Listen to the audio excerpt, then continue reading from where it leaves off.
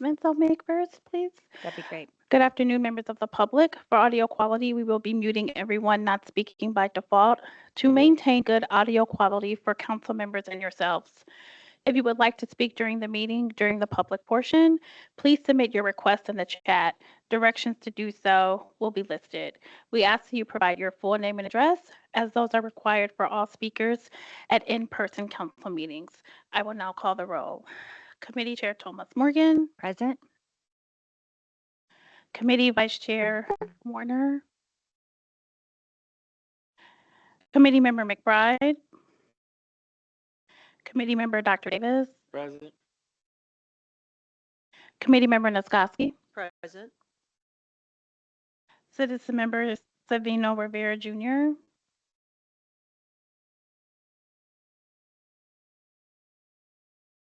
Yes. I have 3 present and 3 absent. Attorney Palmer, that does not meet a quorum. Since we have 10 minutes, can we wait to see if someone Absolutely. attends? I Absolutely. know that citizen member was trying to log on, so let's give him a couple minutes to see if he can. Just for options, if we don't have a quorum, what occurs? If you don't have a quorum, absolutely nothing can happen. You can't take action to table a bill or to do anything with the bill that's on the agenda. It stays in this committee. Correct. It is my understanding that the petitioner wanted to table the bill till January. Is that correct, Clerk Torado and Deputy Clerk? So we wouldn't be able to take action on that either. You would not be able to take action on it, but it would automatically move to that meeting anyway. Right, yes. Thank you. I think that's important for everyone here to understand and the public in particular. So why don't we just give a couple minutes since we do have time and see if I have one other committee member show up.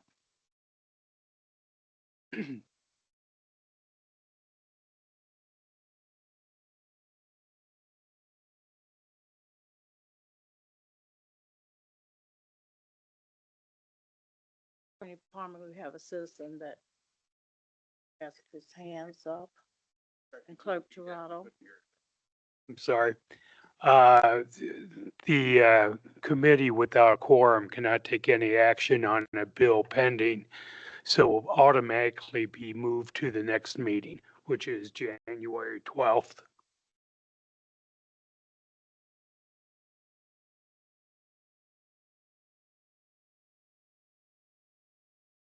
Yes. The petitioner requested it be tabled until January 12th. Without a quorum, the committee can't officially do that, but it will automatically go to the next meeting on January 12th because the committee can take no action.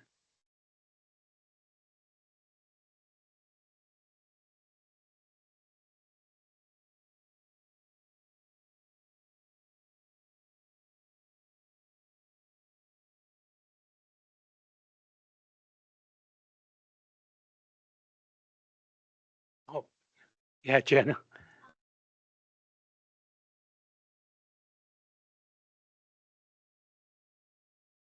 Mic's not on. Okay, thank you. The Let's White Oak. clarify that. We are tabling. The White Oak will This continue. is, Will go. yeah, this committee is, I have convened the Health and Public Safety Committee, and that bill is bill number 7825. Oh, this is not the Zoning and Annexation Committee comes right after this, if you're here for that.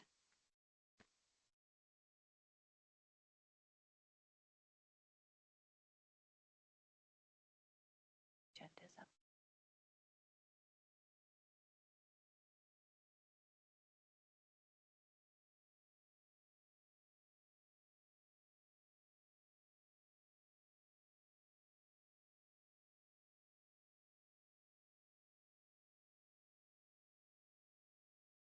Since this is going to essentially end up being the same intent, why don't we go ahead and move forward? Clerk Torado, do we still need to read the bill?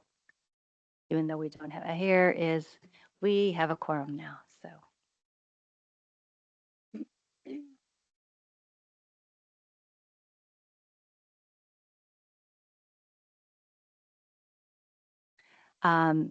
I'm noting that committee member Councilman Troy Warner has joined us, so we do have a quorum.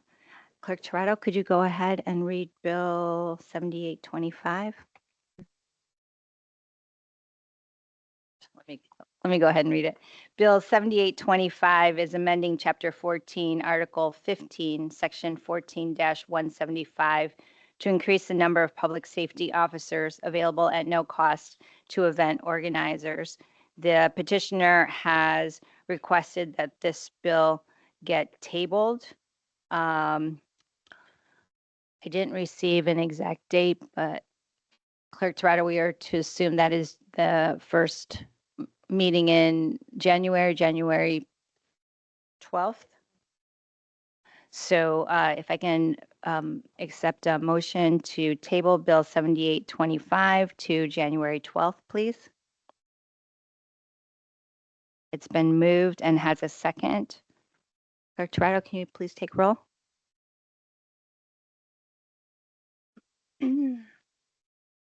Committee member Dr. Davis, Aye. Committee member Nescotsky, Aye. Committee Vice Chair Warner, Committee Chair Thomas Morgan. Aye. 4 ayes. You. Bill 75-25 has been tabled to the first council meeting in 2026, which is January 12th. Thank you. I adjourn Health and Public Safety Committee.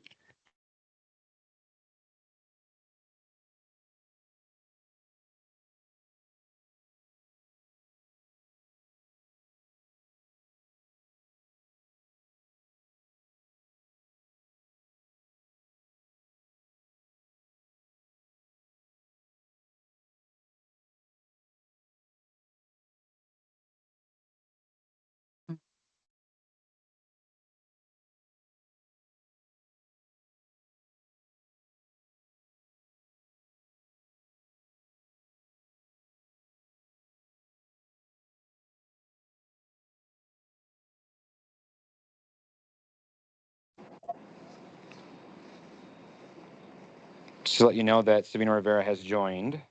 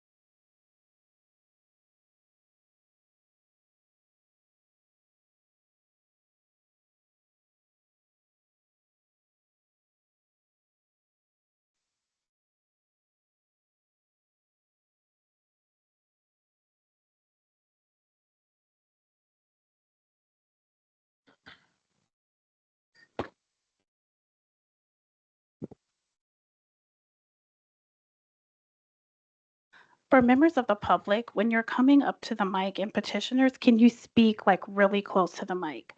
Just so we can pick up everything for the record. Thank you. Thank you. It's 4:20. And we are about to start with the Zoning and Annexation Committee. And prior to us beginning, we'd like for our clerk to please read our roll.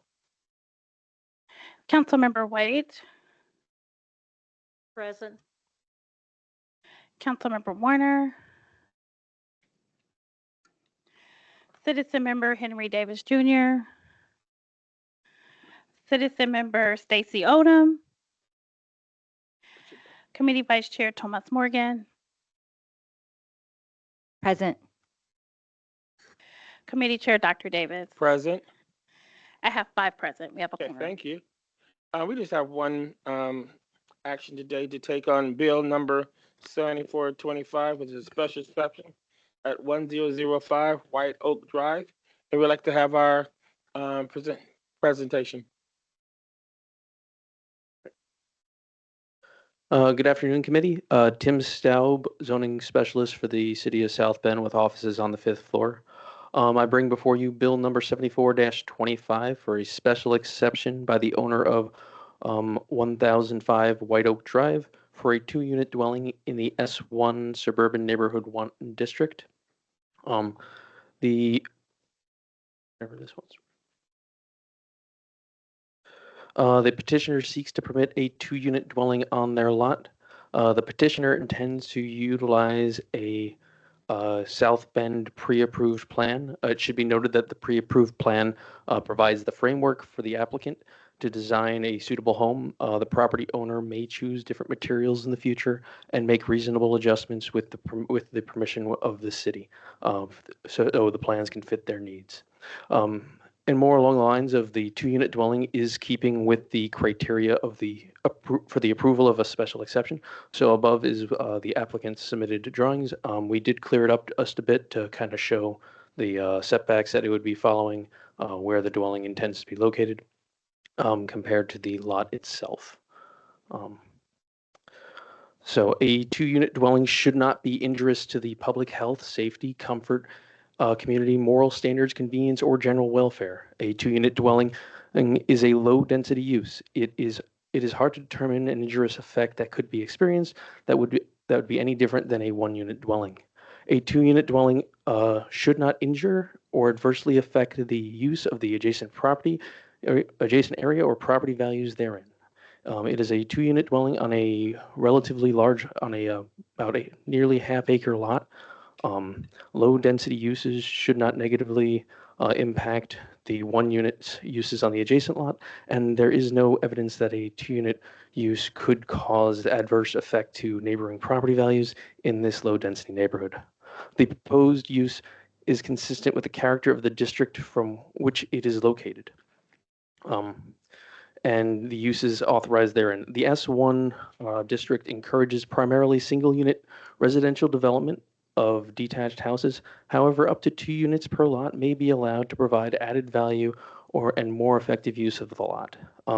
This has been the standard for both this lot and this district for well over 20 years, back when this area was zoned SF1 or single and 2-family district. The proposed use is compatible with the recommendation of the city's comprehensive plan.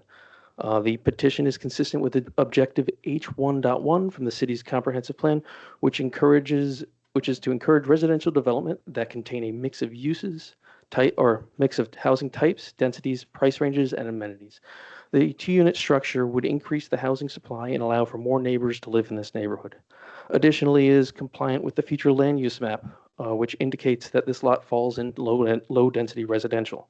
A 2-unit dwelling would satisfy this standard, as this lot sits on about 0.42 acre, and a 2-unit dwelling would be about 4.6 units per acre. It should be noted that the special exception does not permit the building to exceed any of the setbacks, building coverage, height in the S1 district. It would also need to comply with the building standards associated with the duplex building type, which is a width of 48 feet. That standard would make the buildable envelope smaller than any detached single-unit house that could be built on this lot. Upon completion of the building, the special exception would also require the applicant to bring the lot up to current zoning standards, which would include the planting of streetscape trees. This comes to Common Council with a favorable recommendation from the BZA. Thank you. And then now, can we have our presenter?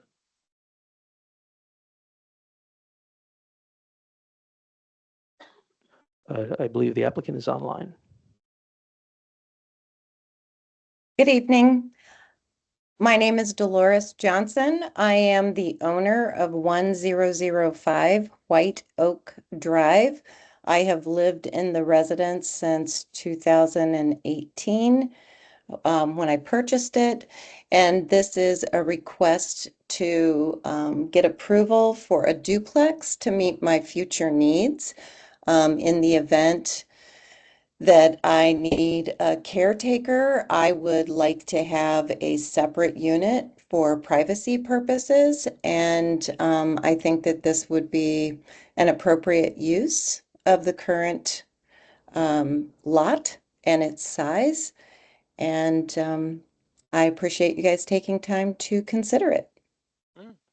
Thank you. Does Thank anyone you. have? You're welcome. Anyone of the committee members have any questions regarding this request, this petition? As she requests to add on so she can be making plans for her caregiving possibilities. Go ahead, Council. Thank you. Ms. Johnson, this is Troy Warner. I know you emailed me a couple months ago. And I Yes. think originally in the email, there was a discussion about, a question about an ADU. So this appears to have changed from that email from an ADU now to tearing down the house and putting up a duplex. Is that? A duplex would be in place of an ADU. My understanding, and I'm not exactly clear, but it is limited to 800 square feet of finished space above a two-car garage. And so that's pretty limiting if it's more than a single person that would need living space. And I'm thinking in particular, if I have one of my adult children who would happen to be married and or have children with them, that they might want a separate living quarters. And so that's the reason for this request, Councilman Warner. Thank you. Thank you. Is there any intent to use this for rentals, short-term rentals at all? I know that's a large No. concern for the neighborhood. No, this is a neighborhood that a lot of people's primary homes are used as rental properties, but the long-term purpose of this duplex would not be for rental purposes. It would be for my own use and the use of a caretaker.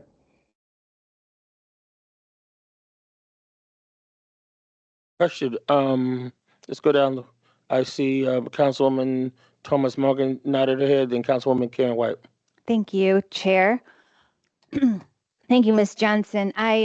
So my understanding, as I hear you, the intent to tear down this home and to build a duplex would be to allow you to continue to establish this as a primary residence, but to age in place Correct. and provide additional assistance potentially moving forward. What is the timeline here that you have in mind? Yeah, right. This is not something that I would anticipate it happening in the next 6 months, but you never know as far as your health goes. I've had, without getting into details, I've had enough of an issue with joints that I could see something happening that would necessitate it happening sooner rather than later. But the plan right now is not something that would be in place for the next 6 months. That's why I'm starting this process. I don't want it to come down to an emergent situation where then I wouldn't be able to age in place. Hey, Okay, Councilwoman, thank you. oh, any follow-up? Thank you. Good? You know, Councilwoman White? Oh, thank you. I just have one question to the petitioner. Have you gotten any feedback from your neighbors or any concerns at all? Yes, we did have a meeting on this a week ago, and there were many more neighbors than what I would have anticipated. But their main concern, it is the duplex of it on its own. We are in a neighborhood that is being It's undergoing a lot of changes. So I understand from their perspective the concern.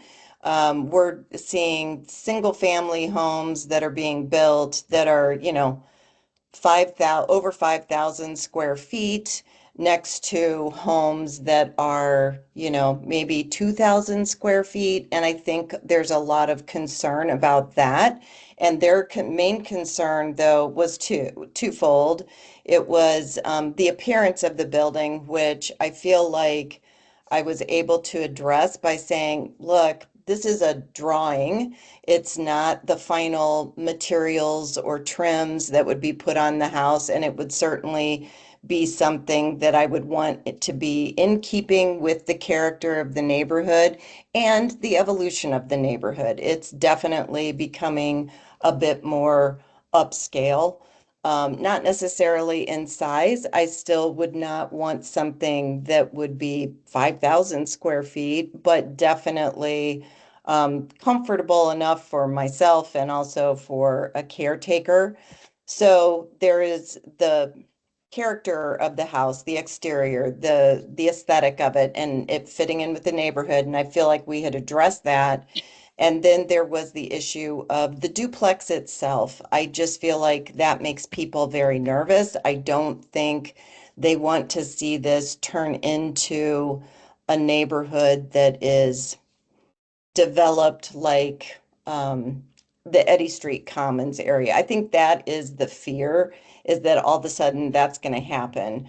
And to that, I can only say, I can only control my property and its use. So that's why I'm seeking the special exception. What goes on beyond that, I don't have control over that. Okay. Any other questions? Follow-up, Councilwoman Thomas Morgan. Could I just have one follow-up? You were talking about considering one of the pre-approved plans. Yes. Are we able to show what that is? Yeah, there we go. Tim has that. Thank you, Tim. And so your intent is to use something similar to that? It would be similar to this. The reason that this was one of the things that I looked at, I would be on a level where I did not have stairs. However, the other apartment would have stairs, but yet from the exterior, it still looks like a single entryway, so it still looks like a single home. In keeping with the neighborhood. Yes, you're welcome. Thank you. Okay, back to Councilman Troy Warder. Thank you. In response to Councilmember White's question about kind of neighbors' concerns, I've received 10 emails and voicemails kind of over the last 5 days. I know a number of folks will be here this afternoon and this evening. There's a lot of concern about the duplex and starting to take what is primarily a single-family home and turn it into towards multifamily uses. And I think a lot of that goes, you have to also understand that a lot of this neighborhood, and not only this neighborhood, but all of anything that's within 3/4 of a mile of Notre Dame, my neighborhood included, is kind of slowly seeing a turn, some neighborhoods much more rapidly, Harder Heights, towards short-term rentals, where you have investors with large amounts of money coming in and buying properties at inflated rates and turning them into rentals for football game weekends and other weekends. And so I think you have to also kind of look at that. They come with that view and on things. So. Any follow-up to that or anything else? Ready? No, I think Councilman Warder is completely right about the concern that some of the neighbors have. I think he's addressed it spot on. It really does come down to the character of the neighborhood, and what kind of an impact this would have. If this is going to, I think somebody last week said, is this going to let the genie out of the bottle? And I don't know. I don't have a crystal ball, so that's not something I can really say one way or the other. Question in terms of, this is to the staff. Now, down the road, if they were to sell this home, this kind of decision we make goes with the property, isn't that correct? That is correct. And if they sell their home and they go with the property and they wanted to rent that out, that is possible. Do you mind clarifying? If they sell their house, Mhm. they wanted to rent out that portion of it, that is possible. That is possible. Okay.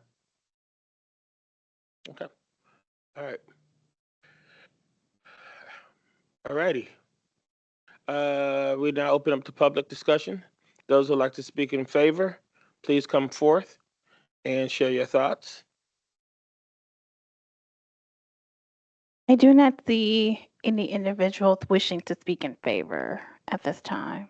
Okay, and that includes online too? Yes, there's no one wishing to speak in favor online. Okay, those who would like to speak in opposition, whether you're in present or online, please come forth, share your name and your address, and please move forward.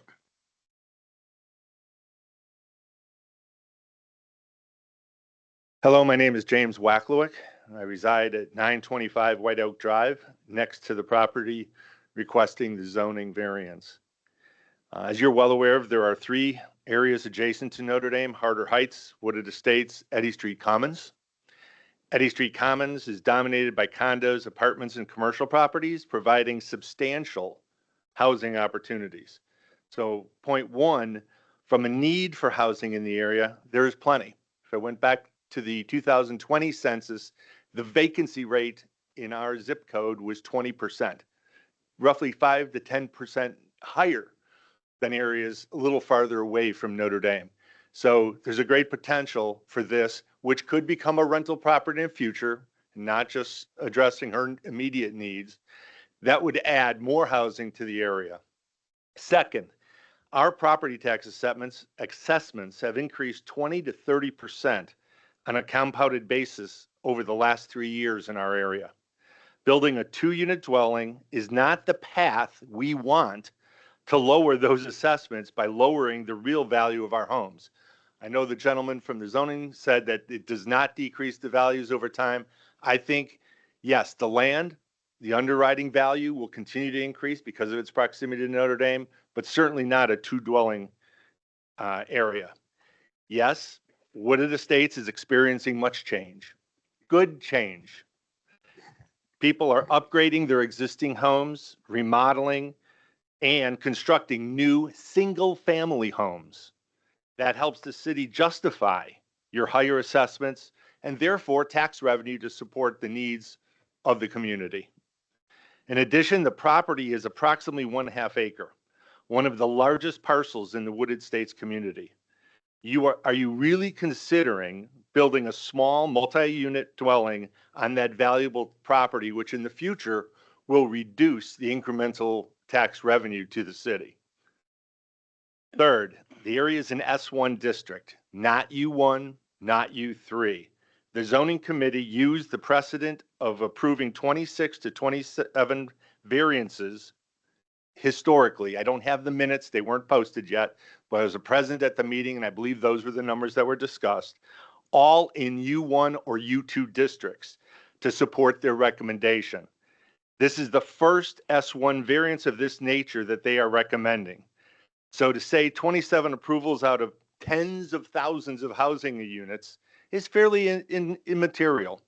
However, Wooded Estates has maybe 100-ish homes. I didn't count them exactly, but it's a very small number. And this precedent, which they've already used, will open the door for more. Using only the 3 pre-approved designs, is that what we really want? Because there's a number of small homes in our area, and if you take 5 more people who do exactly what she is looking to do, you're now going to have 5% of that area with houses that are very similar. This is not a track area.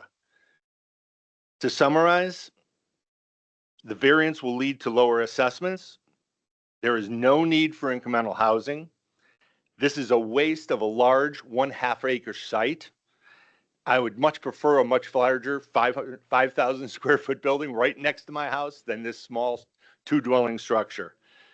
This addition will set precedent going forward for other S1 districts as well. Lastly, if this committee and the council approve this variance, I believe each and every one of you will be fully qualified to serve on the college football playoff committee. My laughter is not taking it serious. I mean, good, you know. Next one, please. I don't have anything to say about Wasn't football. expecting Um, that. My name is Amanda Sarabollo, and I live with my husband Tim at 1006 White Oak Drive in Wooded Estates. Our home is directly across from 1005 White Oak Drive. I'm here tonight to respectfully oppose the requested zoning exception.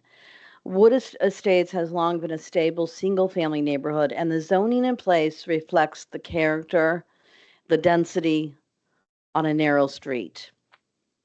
Allowing a duplex at this location would set a precedent that could open the door to additional multifamily development. I am the person who referred to letting the genie out of the bottle in the neighborhood. My concern so much is not with what Dee's plans are, but if Dee sells that house, what the plans of someone else would be. Wooded Estates reflects, as I said earlier, the character and values that our neighbors have invested in and maintained for decades. Many people have lived there for 40 years. We have also invested significantly in our home since purchasing it over a decade ago. The neighborhood has changed certainly a bit over time, and I agree with Jim.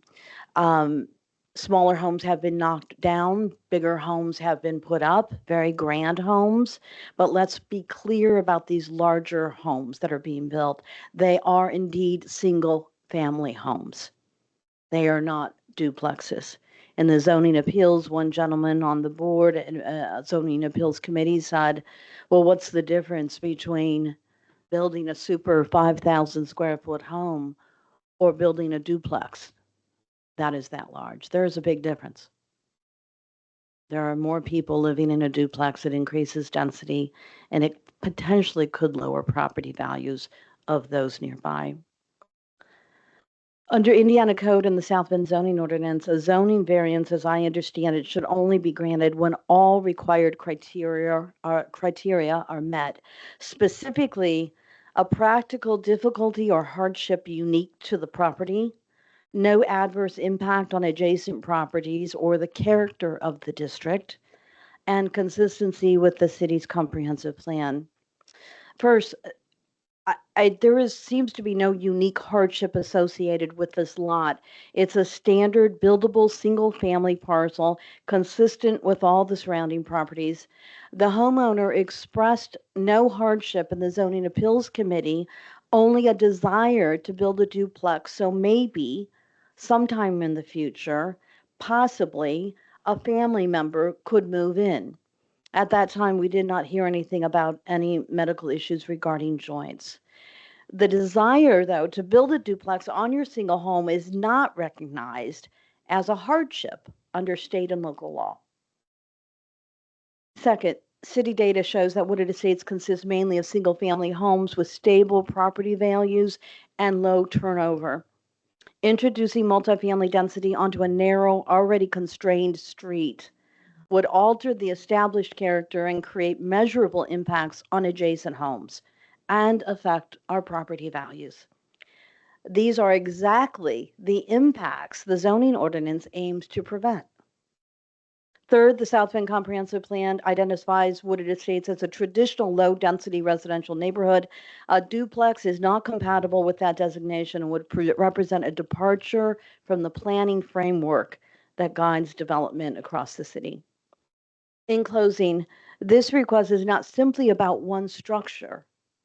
It's about preserving the integrity of an entire established neighborhood and honoring the zoning protections that homeowners rely on. There is no hardship that justifies this exception, which is required under the zoning ordinance, and no demonstrated community benefit that outweighs the potential long-term consequences. I respectfully ask the council to hear the voices of those who live in wooded estates and deny this request. Thank you. Thank you. Anybody else? Like to speak? Please come forward. Thank you. I'm Tim Saravolo, Amanda's husband. Some of this will be repetitive, but a few other things I wanted to add. We live at, as Amanda said, 1006 White Oak. Excuse me, can you in the speak up a neighborhood. little bit? 'Cause it's I'm hard- sorry, can you hear me? Yeah, I hear you better. The mic is just interesting. Okay.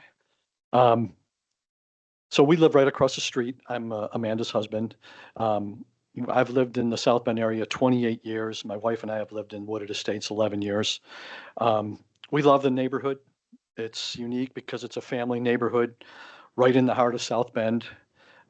We can walk to Notre Dame. I'm a Notre Dame fan. I like the joke about the playoff committee. We can walk to Trader Joe's or Eddy Street, and we can easily go downtown with a short drive. And that's one of the reasons the neighborhood is growing. The proximity to Notre Dame has definitely improved our property values, but it's also improved the city's tax revenue. We pay a fair amount more in taxes now than when we first moved in. And that's fair, of course. Our home values have increased as well. And we have no problem with some of the bigger homes that are being built in our neighborhood. But we think opening the door to a duplex and other multiple resident properties is a huge mistake for many of the reasons that have already been stated. We're also concerned about why this seems to be it seems to us, I'm not real familiar with these processes, but it seems like it's being pushed through quickly.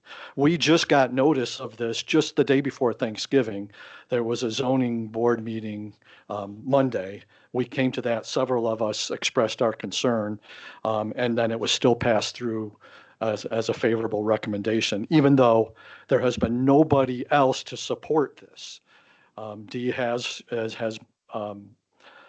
submitted her proposal to have this done, but there's no one in the neighborhood who supports it. We've walked around and talked to a bunch of people because we've been concerned about this, and I haven't found anyone who supports this project other than Dee.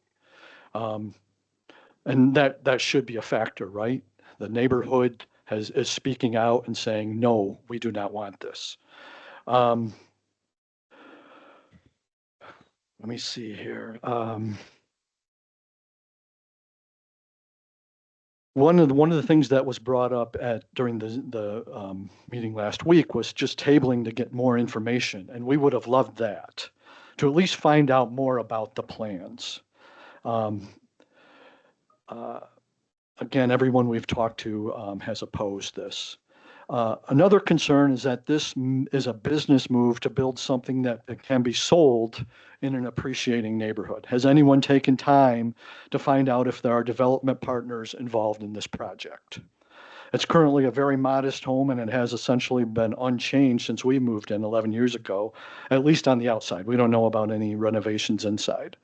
We're concerned this will be sold and someone who doesn't care about the neighborhood will become the owner. The variance opens the door to more of that, the whole genie in the bottle statement. As my wife has outlined, under Indiana code and the South Bend zoning ordinance, a variance should only be improved when all of the required criteria are met. A practical difficulty or hardship unique to the property. What is the hardship? And how is it unique to that property? Haven't heard anything that clarifies that. No adverse impact on adjacent properties or the character of the district. It will have an adverse impact on the character of the district and to adjacent properties. The people of the neighborhood, the people the council represents, have overwhelmingly explained how we think it will hurt our neighborhood, a neighborhood that is growing in value and is already providing the city with more tax dollars and will continue to grow in that area if it's allowed to develop the way it currently is developing. Consistency with the comprehensive plan. I don't know enough about the comprehensive plan to comment on that. During the last meeting, it came up that this is the first time this type of building has been proposed in an area zoned S1. Why would a nice neighborhood where the people have spoken and said they absolutely don't want this become the first one? Why would we become the initial project for the city for this type of variance to be approved? Again, we do not want this in our neighborhood, and we think it's unanimous. If nothing else, please take time to do more research and find out more about the plans and what it could mean before you pass this on to the council. Thank you. Thank you. Others, I see others are about to move. You are coming. Are you part of, you want to make a I would like to presentation? talk. Hold on, Hello? please. Hello? Yes, Hello? hi, yes. Kate, just one second, okay? We're gonna get through everyone in Sure. person and then we'll turn it over. Please and Okay. thank you. Okay, go ahead, sir. Come forth.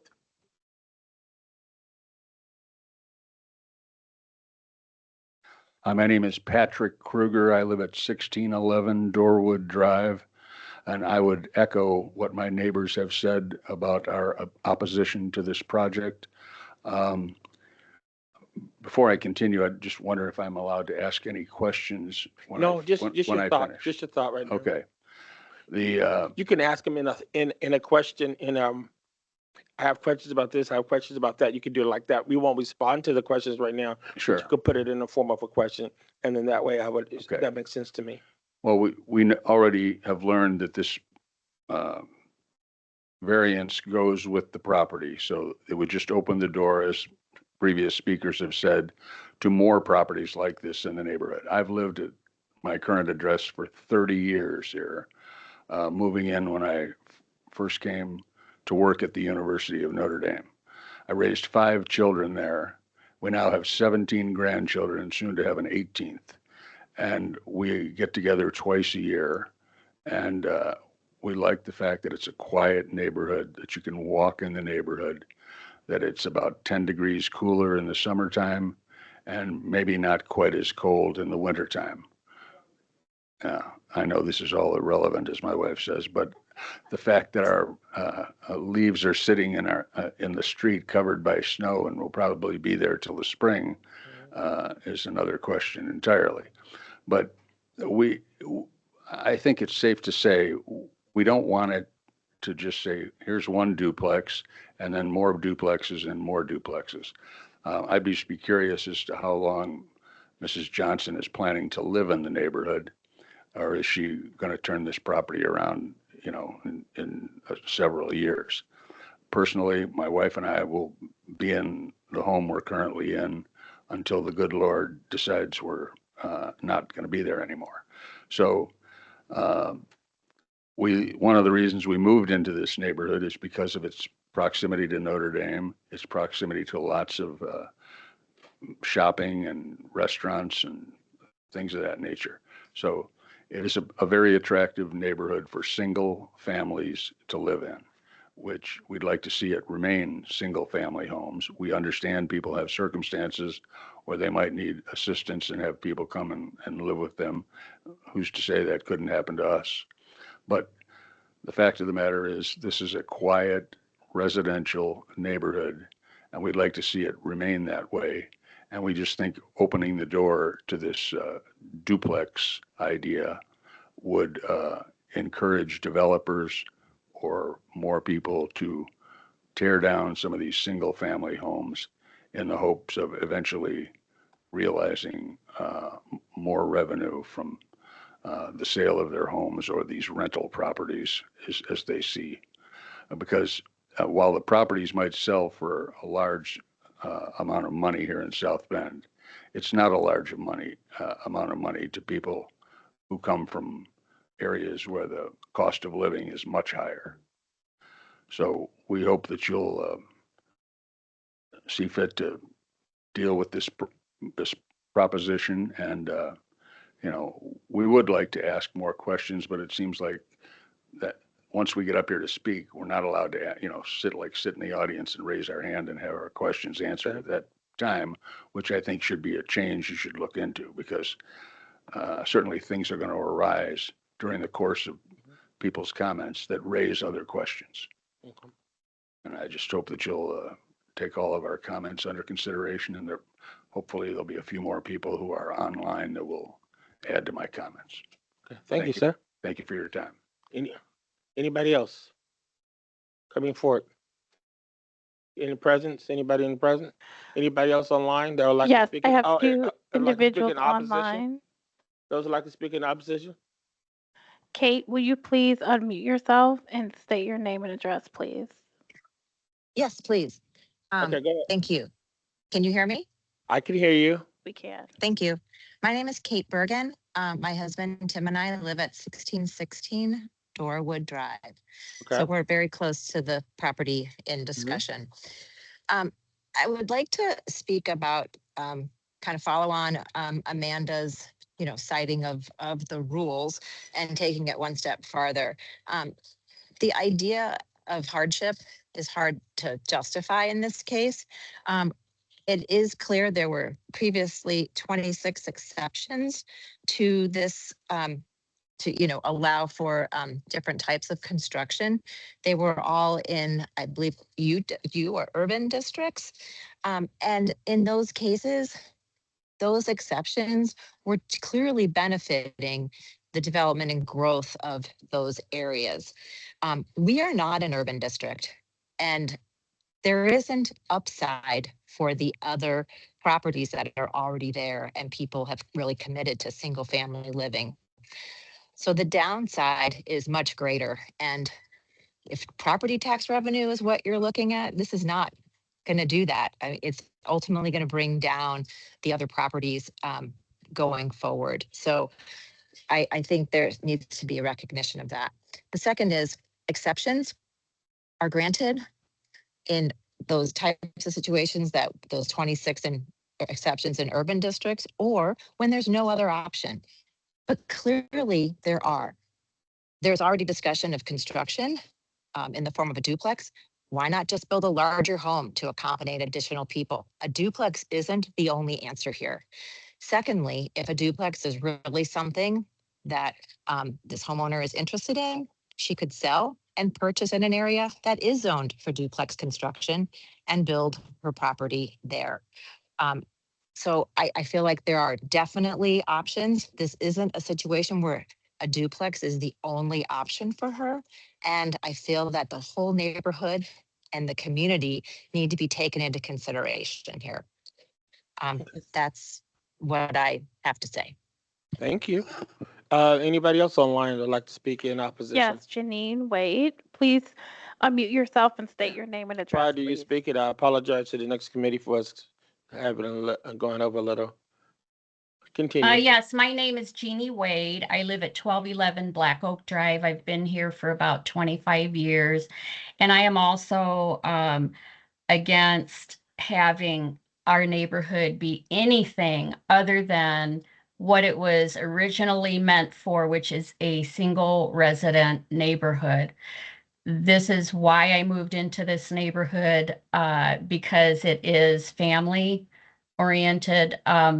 The other thing that people have not been talking about too much is that there has been so much growth within a half a mile or less of our neighborhood that it is becoming very congested.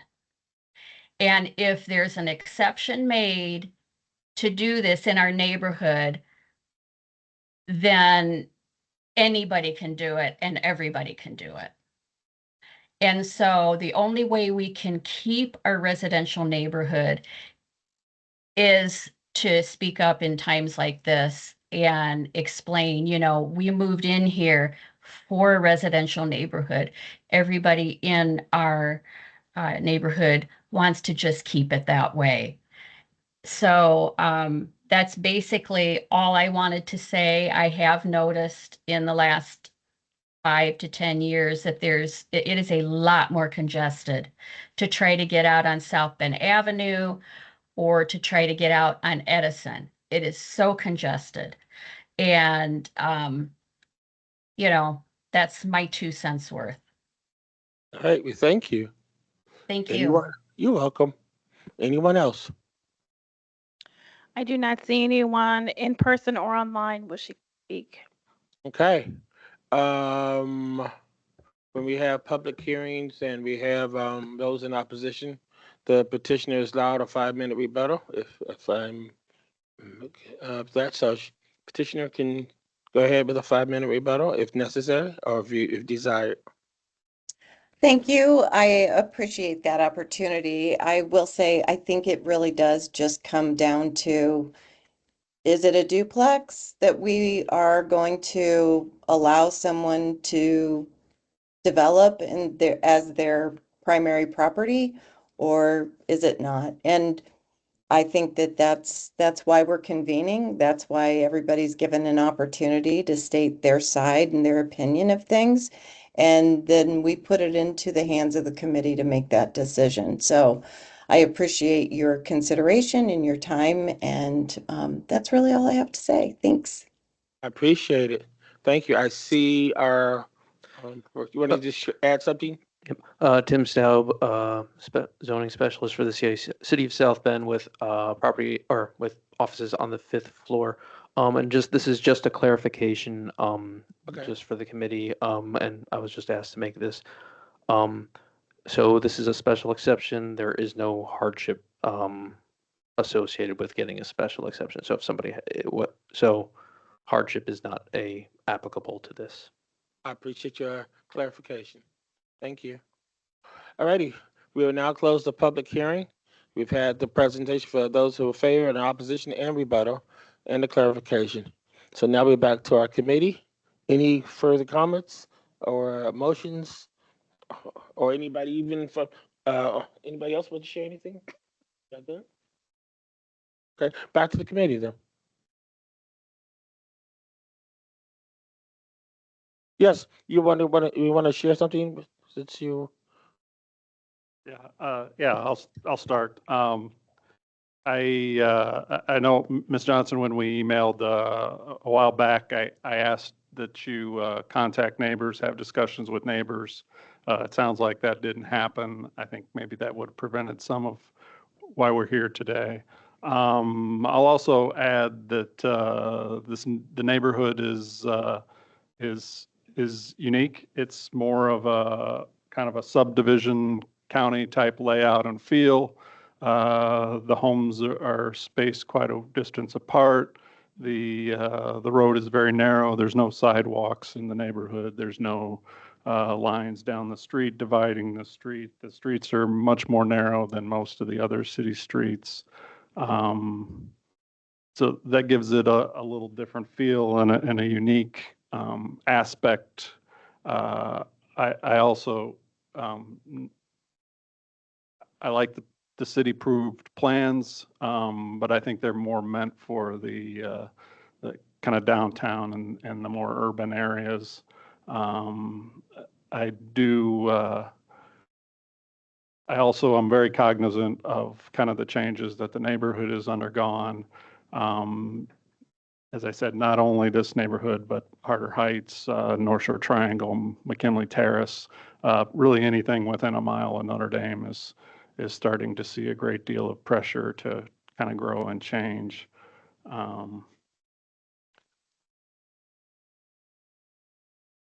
think although this is just a duplex, for this area, you do something like this that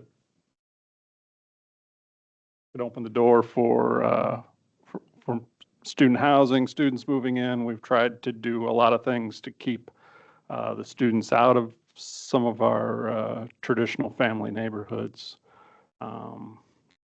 So I can't support it and not in favor of it. Okay, thank you. Councilwoman Thomas Morgan, Vice President. Turn that on. Thank you. You hear me? I really appreciate all of you who have come out and spoken on this bill. I took time today to listen to the Board of Zoning Appeal recording and to hear the concerns that were raised there, and they were reiterated again tonight.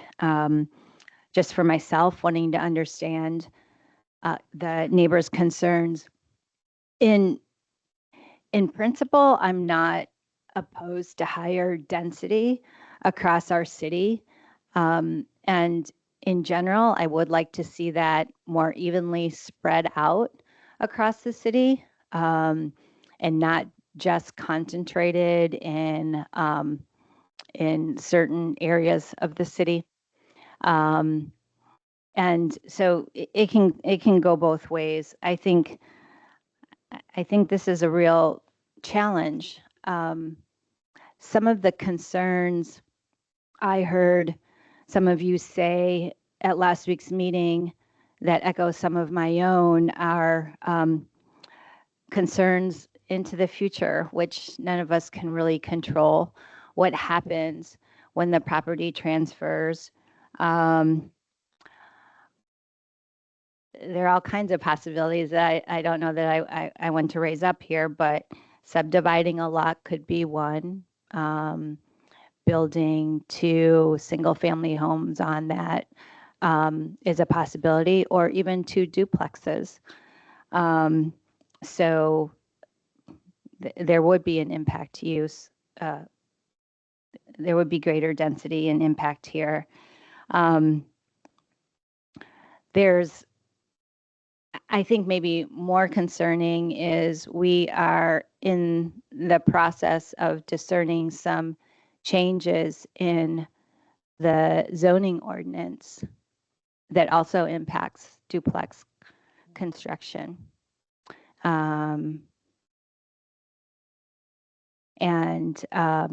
So changes in building structure with by right, removing special exceptions. All these are a concern to me, and I'll continue to consider and struggle with and have conversations with staff about. So while I support higher density, I can appreciate reasons why unique neighborhoods can't support it at this time. I actually thought I would hear a little bit more concern about short-term rentals. When I first came on council, I know that there were concerns about student housing in that neighborhood. And we continue to hear concerns about short-term rental. So I guess that's a concern I share here. I really feel like it's a timing issue. If there isn't an urgency to do this project, why bring it to us now? And it could wait, come back another time when there's more information, maybe an architectural design and illustrations that are more suitable to the neighborhood, or ones that the petitioner is more fully exploring. I'll end my comments there. Thank you. Councilwoman White. Thank you.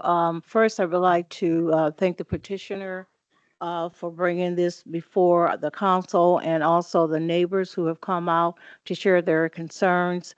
I'm at the point of thinking about not sending this with any recommendations, because there are some more questions that needs to be addressed. But also, I'm concerned that the petitioner did not meet with the neighbors.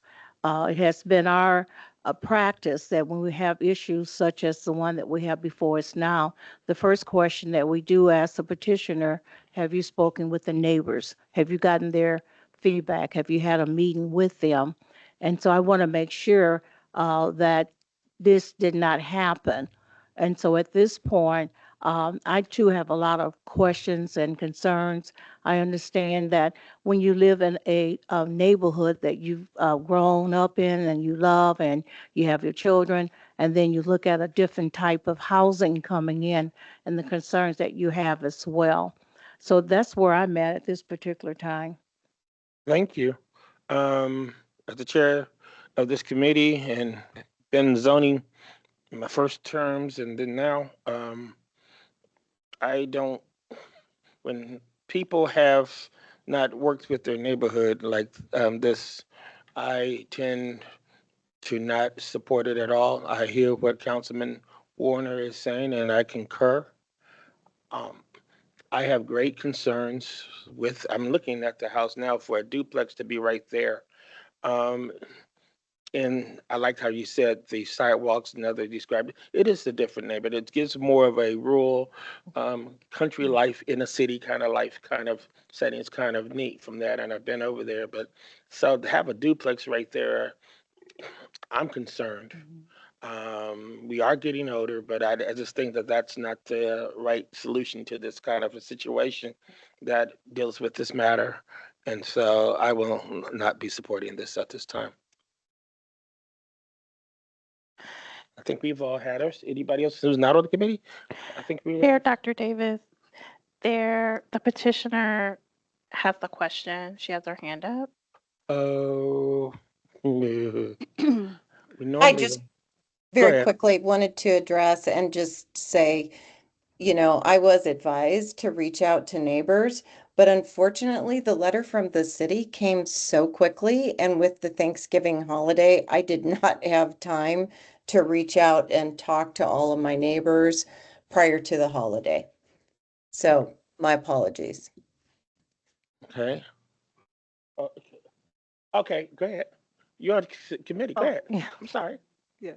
I don't have any questions, but I'm not in favor. I appreciate your concept. Alrighty. Make a motion to table this to January 12th. Second. Hey, we have a motion. To table this, and we have a second. Repeat that, I'm sorry. So motion to table to January 12th. Yeah. Do you want me to do a roll or you? Yes, go ahead with that one, because we did, we had a second, I heard a second, I thought. Who seconded it? Ms. White. Thank you. So since it's been motioned by, Councilman, Warner and seconded by Councilwoman White, we can now proceed with that, request. So you can go ahead with the, Councilmember White, Aye. Councilmember Warner, Aye. Citizen Member Stacy Odom, for clarification, we're gonna, the request is to move it to, January 12th, and we won't be hearing anything else for today. Okay. So you up next. Okay, so can I agree or disagree with that? Just say that's just the way it is. You can say yes or no. I disagree not to do that. I think it should be tabled. No. Go no further. can you repeat your motion, please? My motion was not to continue it at all. I No, think it excuse me, should be she just had a tabled vote. now. I don't She want just it. said no. No. Vice Chair Thomas Morgan, Aye. Committee Chair Dr. Davis. I, with the understanding, but I'm gonna say no next time anyway. I have 4 ayes and 1 nay. Thank you. I would ask staff and Mrs. Johnson to, you know, try to have some discussion with neighbors, answer some of their questions and concerns. Okay. Thank you. So I see his desire to have you, before we have a final vote, to at least reach out to your neighbors and then have a meeting with them, come back to us in the new year. And, because this will not be heard tonight. That's the 7 o'clock meeting. And so you can reach out to your neighbors after, between now and January 12th. And then we'll make our final decision on January 12th. Thank you. I encourage, well, that's nothing else. We adjourned. Okay. Thank you, folks. Mhm. So we'll call a community investment meeting to order. Could you do a roll call attendance for me, please? Committee Member Good Rogers. Committee Member Bolden Simpson. Present. Citizen Member Kane Kujeski. Citizen Member Thomas Gripe. Mr. Gripe is going to Meeting be vice. absent. He Sorry. emailed me. He's going to be absent. Thank you. Yes. Committee Vice Chair White, Present. Committee Chair Warner, Present. 5 present. Thank you. We have a quorum. We'll start with bill number 2549. A resolution authorizing the purchase of real property located at 749 Harrison Avenue. Good evening, Mr. Molnar. Good evening, committee members. Joe Molnar, Assistant Director of Growth and Opportunity with offices on the 5th floor of City Hall. Before you, this item is a resolution authorizing the Board of Public Works to be allowed to purchase property located at 749 Harrison Avenue. Here is an image of the property as it stood in June. This is a historic church located in the near northwest neighborhood that includes both this building here, as well as the building further back in the photo that is actually connected with a hallway between the two, but they are two separate structures. Here is an outline of the property. The purchase would be for the entire parcel, which includes, like I said, both structures located in the NNN neighborhood. Here is Lincoln Way West, and here is Portage to give you some perspective of where the property is located. The church sanctuary building has been a detriment to the overall near northwest neighborhood for some time and been a point of neighborhood concern. Also, the neighborhood has seen significant infill development over the past 5 years, over 100 new housing units coming or being built right now in the neighborhood. So those two kind of items are why staff felt it was beneficial to bring this purchase to the city council. Because acquiring a property would allow the city to alleviate the concerns from the neighborhood of the deteriorated state of the church and answer the neighborhood concerns that they've had, as well as adding a larger property to the city's portfolio, which would be able to be redeveloped long term. The average of the two appraisals came in at $188,500, and that is the proposed purchase price in the purchase agreement with the Board of Public Works if the council would grant the authority today.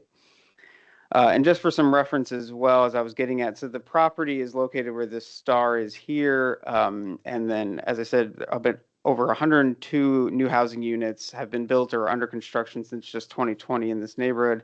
90 of those are the lime green, have been at 80% affordable income levels or lower, and 12 have also been market rate. So there's been a lot of housing development. There's still a numerous amount of vacant lots in this neighborhood, but we do think that this property would be able to be redeveloped into something better long-term for the neighborhood. Happy to answer any questions that you might have. Thank you. Committee members, any question? Councilmember White. Yes, I just have one question in regards to the plans that the city might have for this property. So it's the goal to tear down the church? That would be And- the intention. Okay, great. And so then the city would gain authority over this property. And as you begin to look at the excellent developments that's happening over in Harrison in that area, I think it would fit in very nicely. Thank you. Councilmember Gooden Rogers. Councilwoman White just asked a question I wanted. What was the city gonna do? We'll be tearing it down. That's the intention. So is there really, how old is that church? I believe it dates to the 1920s, so it's approximately 100 years old. It's in severely deteriorated condition, which is why the neighborhood has been concerned over its state over the last few years. Okay, that's good. I'm done. Thank you. Yeah. Questions? Any committee members, council members, Councilmember Bolden Simpson? Thank you. I thought my church is down the street from there, and I thought I saw someone in it. Has it been vacant for a while? The southern portion, that one-story building, the church, which currently owns it, still use that building today. Their intention would be then to find a new space, hopefully within the neighborhood, to lease or own. But the larger building, the historic larger building, has been vacant for at least a decade plus. Thank you. Councilmember Lee. Yes, thank you. Can you let us know just how dangerous the structure is right now? Well, it's our opinion that the it's a significant concern to the neighborhood. It has had structural failures in it. As you can see, if you just walk by, there are bricks coming off the building. So we do think it's a concern and should be taken care of. Mike. In this case, this would allow the city then to be able to do something positive on the property moving forward. Thank you. Seeing nobody else, we'll go to the public hearing portion. Is there any members of the public wishing to speak on Resolution 2549, authorizing the purchase of real property located at 749 Harrison Avenue? Anyone either in person or online wishing to speak, either in favor or against? Mr. Geiger, I see that you're online. Are you wanting to speak in favor or against? Against. Okay, give me one moment. I do not see any members of the public in person or online wishing to speak in favor at this moment. Mr. Geiger, please unmute yourself and state your name and address, please. Yeah, thank you. Jordan Geiger, 302 South Falcon Street, 4619. I'm speaking in opposition to it because I'm wondering, one, how much property the city owns in that area and vacant lots, and whether or not they've been able to develop one, if they have plans to develop, because it's not clear to me that even once this property is acquired by the city that that they'll be able to develop on it. And then my other concern is going back to 1,000 houses in 1,000 days.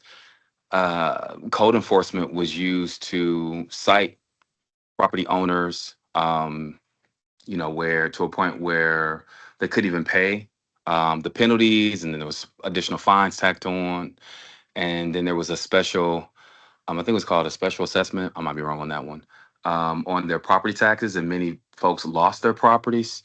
They were dispositioned to county tax sale or whatever. I'm just wondering why those same tools aren't being applied to this property, and why, the taxpayers should have to pay as much as potentially $188,000 for a property where there's no real plan or promise that the property will be developed once the structure is demolished. Thank you. Anyone else wishing to speak on Resolution 2549? I do not see any additional members of the public wishing to speak in person or online at this time. Thank you. Bring it back to committee. Any further comments? Staff, any further comments? Councilmember Lee. I just want to say that this property has been it's in the first district, and so many residents have complained about the condition of it and the safety of it. So again, this is an opportunity to help remedy a problem in the neighborhood that the residents have been calling for, and to be able to potentially build and develop something very positive on something that cannot be repaired, is in such bad disrepair. So thank you. Thank you. I would entertain a motion. Move that Bill 2549 go to the full council with a favorable favorable recommendation. Thank you. I have a motion for a favorable recommendation. Do I have a second? Second. I have a motion for a second. Clerk Toronto, can you please do a roll call vote? Committee Member Gunn Rogers. Aye. Committee Member Bolden Simpson. Aye. Citizen Member Kane Kucheski. Committee Vice Chair White. Committee Chair Warner. Aye. 5 ayes. We have 5 ayes. The bill will go forward this evening with a favorable recommendation.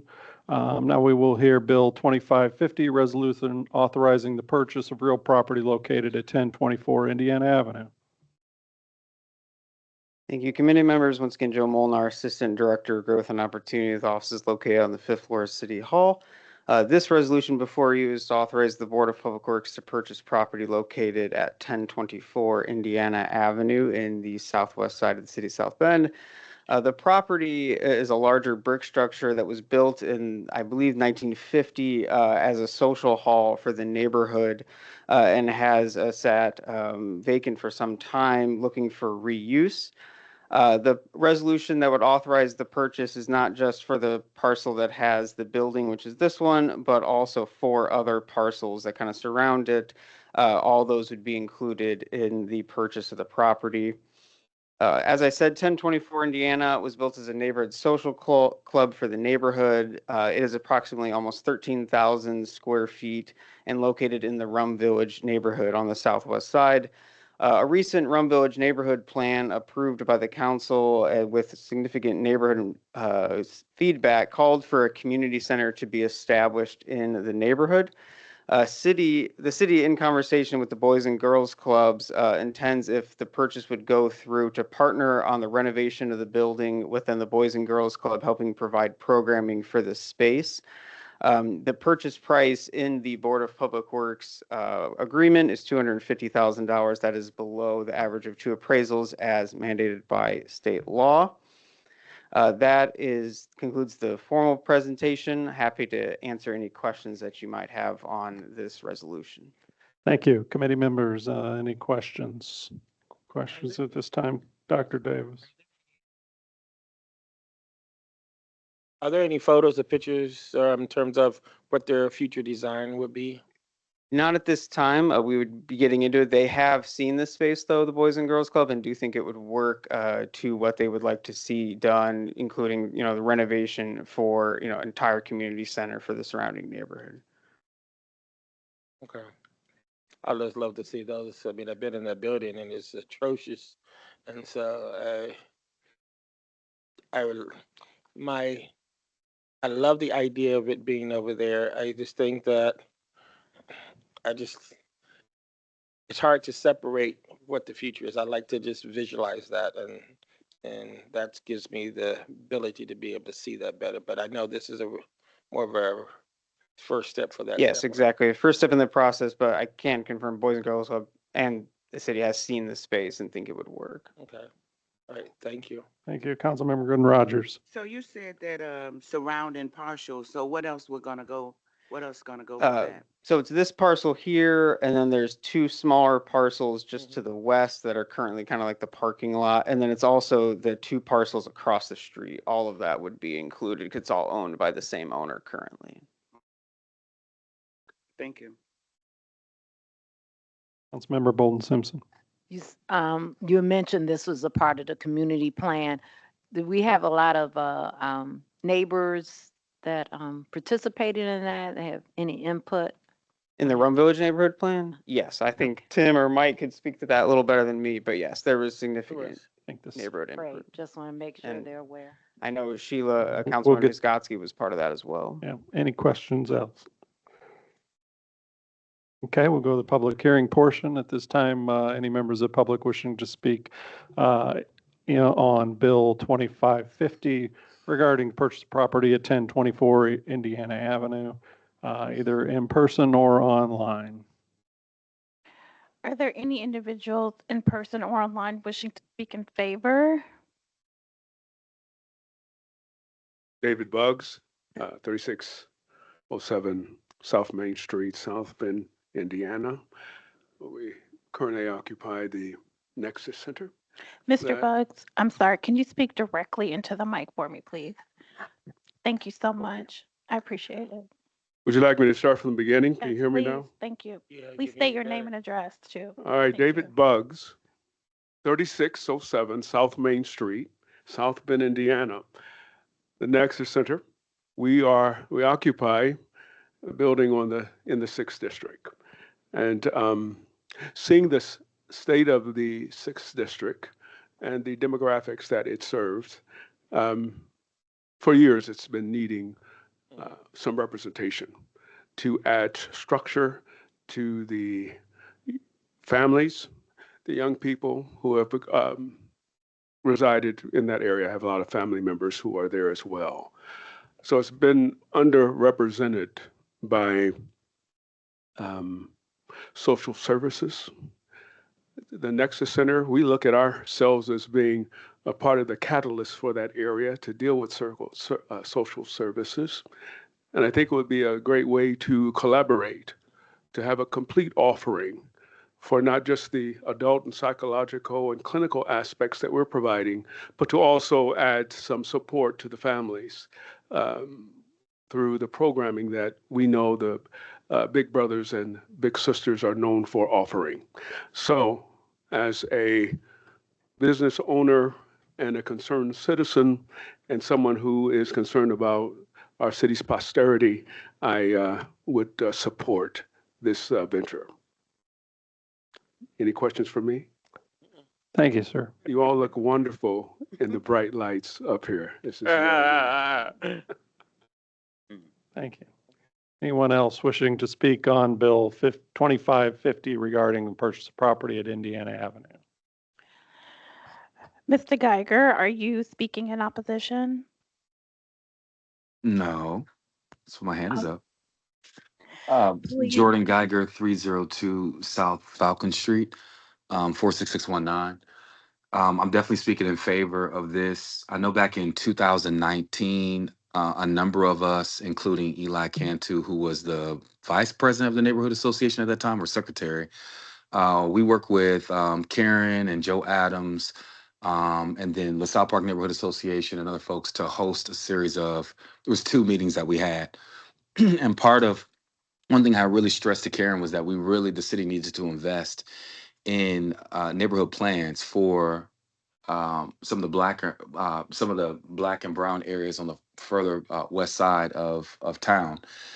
And I know that in conversations with Eli and a number of the folks, they wanted a recreational center. They wanted improvements to the park. And I know those improvements did take place. My family also grew up there. My mom grew up on that same block. My grandmother purchased a house there way back when. So multiple generations of my family have lived in that neighborhood, and it's changed a lot. I think there's far more people of color, more Spanish-speaking people. My aunt actually became fluent in Spanish growing up and playing with Spanish-speaking young people. So I think that recreational center is definitely needed, and I'm in support of this. But I was just wondering, does the Rum Village Neighborhood Association boundaries or neighborhood boundaries extend that far? Because I'm just wondering if the neighbors around there were involved in that process and if they know about this. I don't know the boundaries. I'm just curious. Thank you. Anybody else wishing to speak on Bill 2550? Either in I person. do not or- see anyone wishing to speak in favor or in opposition at this time. Okay, thank you. We'll bring it back to council members. Councilmember Netskotsky. Thank you, Chair, for allowing me to have some comments, even though I'm not on the committee. First, I would like to take into context the comments from Mr. Buggs. He is correct. The services that he offers could be a direct tie-in to what I could see as a wonderful facility with the Boys and Girls Club. And to Mr. Geiger's comments, Karen and I have looked at this building. We've been working on this for a few years, trying to find somebody to partner with because it is such a need for that area. And anytime that we can offer services that lift up our youth, I think that that's the best thing that we can do. And as a council member for myself representing this area, this is one of the things that is just wonderful to be involved with, wonderful to see the impact that it's going to have on these children. And the Boys and Girls Clubs, the services that they offer, they're proven services. They have programming in place that works. And in that programming gives our youth the opportunity to see themselves, to have encouragement. I'm just so excited. I am just so excited. Since I've been on council, we got the neighborhood plan. they were very involved, the residents, with the neighborhood plan. I went to every planning session, everything, all of the postcards they sent out, everything. And this was a huge concern that I heard, is they didn't have anything to call home, anywhere where the residents in that area felt that they could meet. From that, neighborhood plan has bloomed. We have a brand new Welcome to Rum Village sign. More on that once the weather gets a little more warmer and we can acknowledge the sign placement. And it went to traffic calming. I mean, one thing after another has bloomed into this moment. And we're also working on the master plan for that neighborhood to further help uplift that area.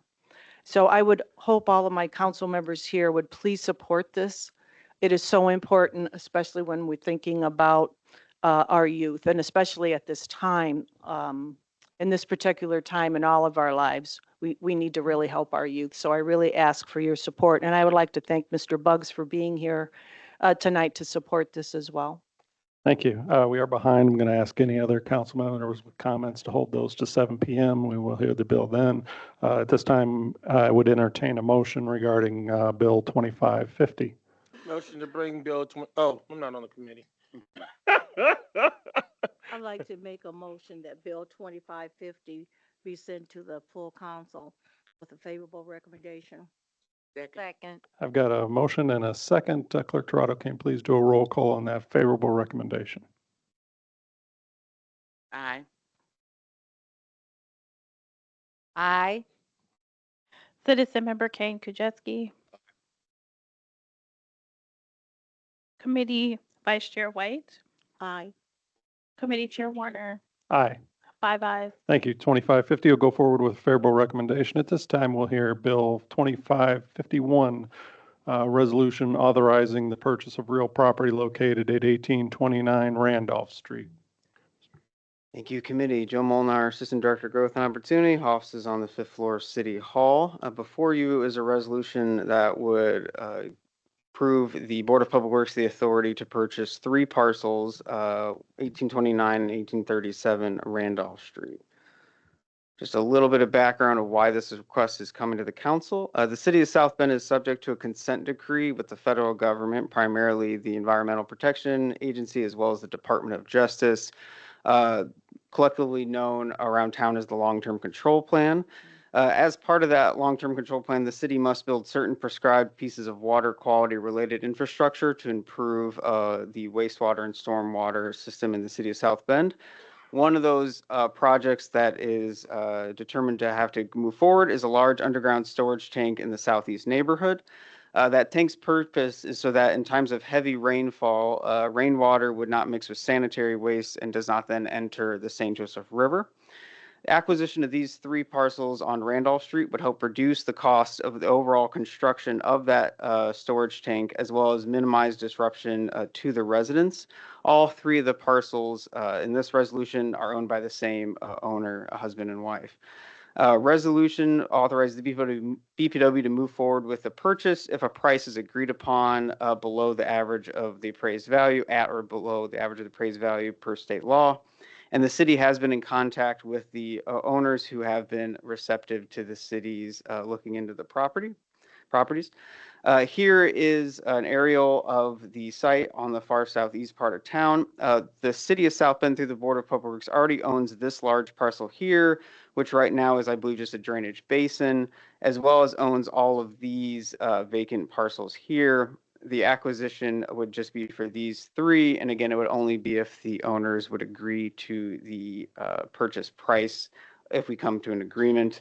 The reason given by the Public Works team for why this property would be beneficial to this project is there's going to be the very large underground storage tank going in here. It would cause quite a bit of disruption to this house here specifically, as well as having these homes would allow for a slightly better site plan for the overall storage tank as well. It's a little easier to dig a hole if you're not just standing in the hole itself and digging straight down, but have a little more space to move.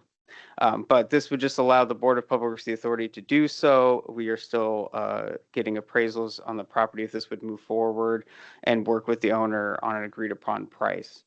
But I'm happy to answer any questions that you have, but this one is a little different because it's for public work related to the consent decree. Thank you. Committee members or council members, anybody with questions? Councilmember Bolden Simpson. Thank you. I'm looking and I see the other structures around there. And how are they, the owners of those structures receiving this change? Yeah, so this would be this would be the most immediate impacted house, of course. This being quite a large parking lot, I'm sure the Public Works team will have dialogue with this company here once construction gets going. We're also in conversations with this is Bamar Plastics here as well, working them through what the process would look like. But it would not impact their actual, we're not going onto their property lines, of course. So are their opinions solicited or their concerns? We've been having good conversations with Bamar. I'm working with them, but we want to have clean water, so I appreciate that. yes, Thank you. Clean water going into the river. Questions on that? Just one. Councilmember Gooden Rogers. Just one. I would like to know, so when we get the appraisals, how many appraisals are we getting? The city standardly, or state law states you have to at least get 2. And that sets the average of the 2 appraisals, and the city cannot purchase them the property for more than that threshold. So if this is approved by the council, then city staff would initiate 2 certified licensed appraisers to get their appraisals. And then we would come to the property owner with that number and go from there. Thank you. Seeing no other questions, we'll go to the public. Any members of the public wishing to speak on Bill 2551 at this time? Resolution authorizing purchase of real property located on Randolph Street. Anybody wishing to speak in favor or against? Anyone in person or online? I do not see any members of the public in person or online wishing to speak in favor or in opposition.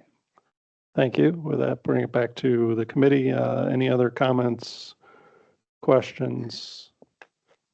Move that Bill 2551 go to the council with a favorable recommendation. Second. I have a motion and a second for a favorable recommendation. Clerk Toronto, can you please do a roll call vote for us? Committee member Gooden Rogers. Aye. Committee member Bolden Simpson. Aye. Citizen member Kane Kujeski. Aye. Committee Vice Chair White. Aye. Committee Chair Warner. Aye. 5 ayes. Thank you. Bill 2551 will go forward with favorable recommendation. At this time, I apologize that we're behind Dr. Davis. We will hear a presentation from Community Investment regarding the in-progress neighborhood plans progress report. Thank you. My name is Tim Corcoran, Director of Planning with offices on the 5th floor of this building.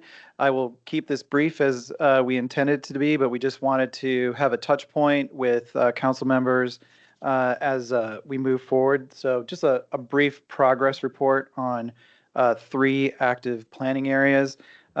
This map here shows in the sort of the lighter pink or color about 12, we call it 12 active neighborhood planning areas. These are areas that we're actively trying to implement ideas that have come through that planning process.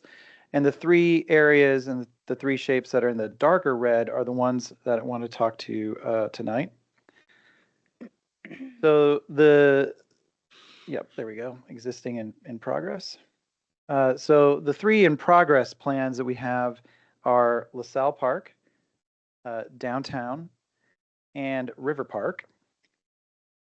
And that brief progress report, we just wanted to let everybody know that the last things that we've been, last touch points we've had with the neighborhood include community outreach in late October into November with 2 open house events in November. Both were very well attended and we got some really great feedback at both events. And so really happy with the turnout, especially on the Saturday event that we had. We are really close to finishing the document. We just have really sort of minor text amendments. That's just language clarity, just making sure that what we say is clear and concise. And so really that's just a matter of of me editing the document with my team. So we're very close to finishing that. The next tentative steps, we have scheduled this to be potentially December 25th, doesn't sound right, but to go to the Plan Commission in December, with potentially council adoption in January. We talk about this as being tentative because there is the ability to perhaps push it a month just to make sure that everybody's comfortable with what's in the plan, and so we just want to make sure if that's something that is necessary or will help the progression of this plan through council, that we give that enough time and space for people to understand that. Downtown planning progress. So the last touch point we had when the public was the public open house in February and March, and that the draft plan is currently online. The next steps is that there's some slight additional content that we wanted to add around public art, which is being developed right now. That will hopefully be finished perhaps by the end of December, maybe early January, and we're looking for a spring adoption. So that will be coming to the Plan Commission and Council in Q1 of next year. Finally, River Park planning process. The last touch point we had with the neighborhood was the major touch point was an open house in April, but we also did a plan update late last year to address some of the neighborhood concerns that they had with the plan. That plan is also being finalized in terms of the document review. There's a few important pieces that we would like to speak with the Indiana University South Bend, for instance, and we're meeting their new chancellor to talk about this. And so that's part of the reason why it's been delayed as it has to this point. So yeah, we're basically, most of the language is finished. It's kind of finalization, editing of that, and looking at spring 2026 for adoption. And that concludes my presentation. And if you have any questions, happy to answer them or let me know offline. All right, thank you. Council members, any questions regarding that progress update? All right, seeing none. Councilmember White. Yes, Chair. I just have a question that does not pertain to the three plans that have been presented. When we were talking about Harrison and the development, could we get an update from the administration in regards to the number of homes and the different developers that are put homes in that particular area? How many open lots do we still have? I do know recently there was this ribbon cutting for a small park off of Harrison. So I think that would be good information just to see the number of homes that have been built, the future, and also where does it extend from Harrison and how far? That would be good information. Yeah, we'd Thank you. absolutely like to get that to you. Thank you. Thank you. Okay. Seeing nobody else, at this time we will adjourn the Community Investment Committee meeting. Thank you, everybody. Thank you, Mr. Kanjewski. Okay, I would like to call the Personnel and Finance Committee meeting to order. It is now 5:49 p.m. And the first bill that we have to hear is Bill 7525, and that is the fourth quarter 2025 additional appropriations ordinance. And this is a substitute bill, so I'd like to make a motion to accept. Chair Noskoski, can I call the roll, please? Oh, I'm sorry. Yes, please call the roll. Committee Member Thomas Morgan. Present. Committee Member Dr. Davis. Present. Committee Vice Chair White. Present. Committee Chair Noskoski. I'm present. All present. Thank you, Clerk Torado. So I would like to make a motion to accept the substitute bill 7525. Second. Been moved and seconded. All in favor, say aye. Aye. Any opposed? Motion carried. It's all you, Mr. Willis. Kyle Willis, City Controller, offices on the second floor of this building. This bill's Q4 appropriations few highlights from this bill, appropriation of 240,000 from Fund 610 Solid Waste Operations for repair and maintenance of auto equipment expenses, and $125,000 appropriation for landfill services expenses, and a $750,000 appropriation for fire department for their extra and overtime expenses. I know you all saw appropriations for additional overtime expenses in the previous Q3 appropriations. And just to give a little bit more background on what's been happening here, earlier this year within the fire department, they experienced a record number of retirees, I think to the tune of about 23, 24 retirees in Q1 of earlier this year, actually 21. Then I think there were 3 others later on in the year. So that was something that not they were expecting, so that wasn't really budgeted for in this year's budget. So that with those separations from the fire department, that was about 800,000, a little over 800,000 in payouts for those retirees. But then also the fire department also had 2 new recruiting class come on this year as well. So the first recruiting class, I think there was 21 new recruits, and then there was another later class of about 8 that also joined the fire department. So with that, with the departure of those retirees, staffing levels dropped to 221 firefighters, which in turn required more overtime for firefighters to make sure there was sufficient staffing at the different department houses across the city.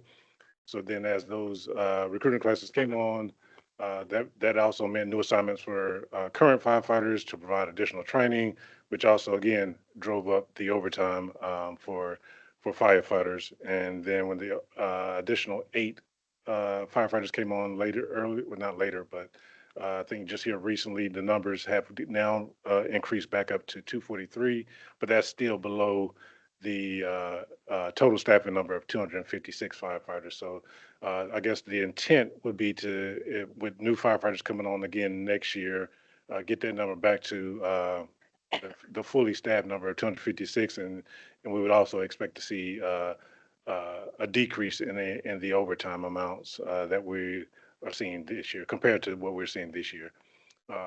Also, with this increase in overtime for firefighters' expenses, they've also seen an increase in EMS revenues to help offset this increase in expenses. The projected revenue they have for EMS services, they are currently over that amount, about 2.6 million from what they had budgeted. So what they had budgeted was a little over 4 million. What's come in through the door now has been about a little over 6 million. 6.5 million, I think. So that's to help offset that increase in expenses. And then also just in comparison for 2024 actuals, they were over about, I think they received an additional $1.6 million in EMS revenues versus what they had budgeted for. So I think it was about 4 million, little over 4 million last year, and I think they brought in a little bit over 5. Happy to answer any other questions regarding the appropriations. Oh, I guess in general, with this being Q4, it's usually like the cleanup appropriations. Usually see a lot more in appropriations in this quarter. And this quarter this year has been this is the lowest amount of appropriations that we've had throughout the entire year.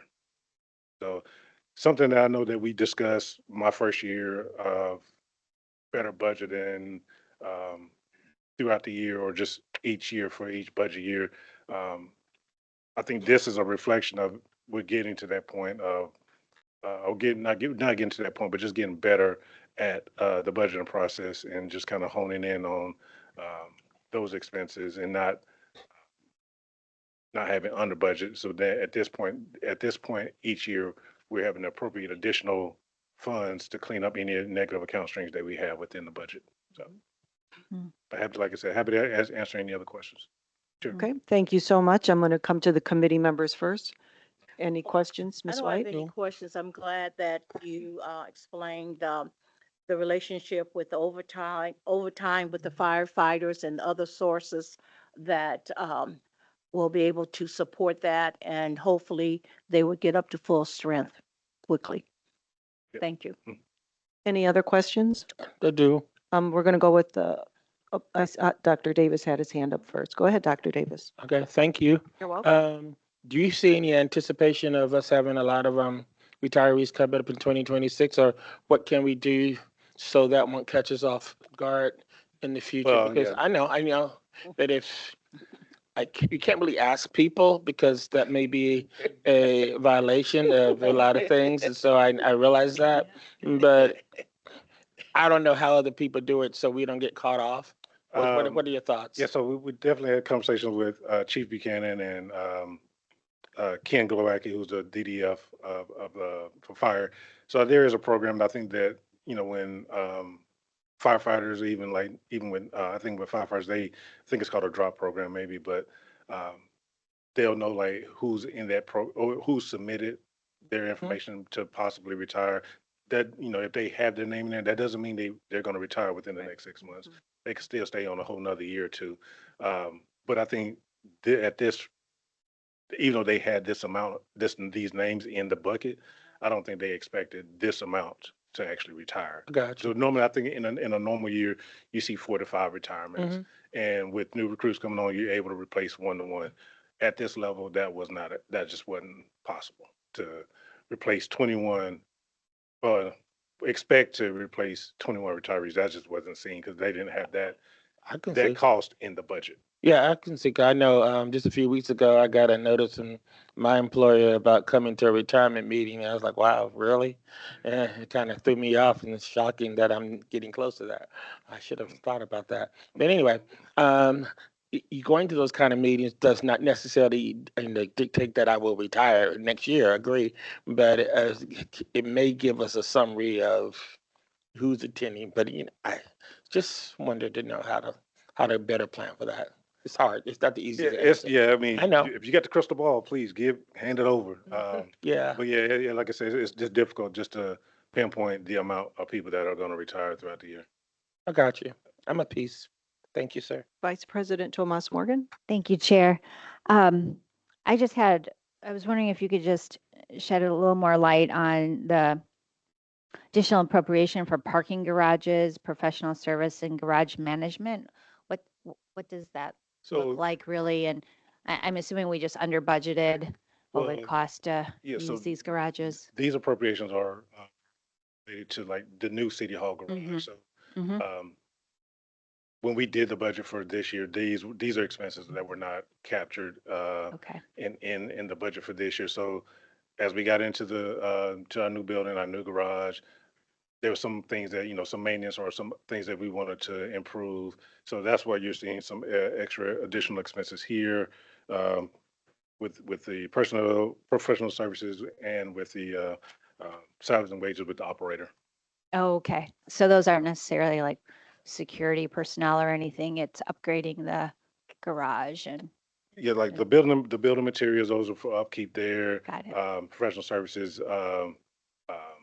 could be for, and I don't know exactly what exactly for, but just for either other improvements to outsource for upkeep of the garage. Okay, so then moving forward, these will likely continue and just be absorbed in the budget for City Hall. So like for the next budget, we've included upkeep and maintenance, ongoing maintenance for the garage, and those will get allocated across the different departments who reside in the building and use the garage. Okay, thank you, Mr. Willis. Is there any other questions from council members that are present? Yes, can I ask a question? Yes, you can. It's not really a question, and maybe it's just a suggestion. Maybe with the chief can give you a list of all of those that's eligible for retirement. Not saying that they're gonna retire, it's just you'll always have something in the back of your mind as to who is eligible and who's not. That's a good idea. Okay. Any other questions? President Lee?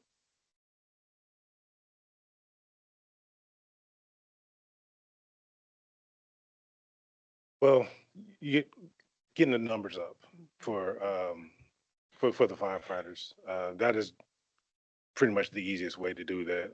Like I said, the full staffing number is at 256, so the closer you get to that number, the easier it is to drop down the overtime costs. Any other questions? Seeing none, I'm going to open up the public hearing portion. Is there anyone here wishing to speak in favor? And thank you, Mr. Willis.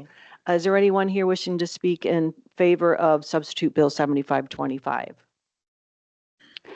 I do not see any members of the public in person or online wishing to speak in favor at this time. Is there anyone wishing to speak against? I do not see anyone in person or online wishing to speak in opposition at this time. Thank you. I'm going to close the public hearing on Substitute Bill 7525 and bring it back to the committee to move this forward to the council. I make a motion, Chair, that Bill 75-25, the substitute bill, I'm sorry, be sent forward with a favorable recommendation. I second. Okay, there's been a motion and a second to move this forward to the committee of the whole with a favorable recommendation. Clerk Toronto, could you call the roll? Committee Member Thomas Morgan, Aye. Committee Member Dr. Davis, Aye. Committee Vice Chair White, Aye. Committee Chair Niskoski. Aye. 4 ayes.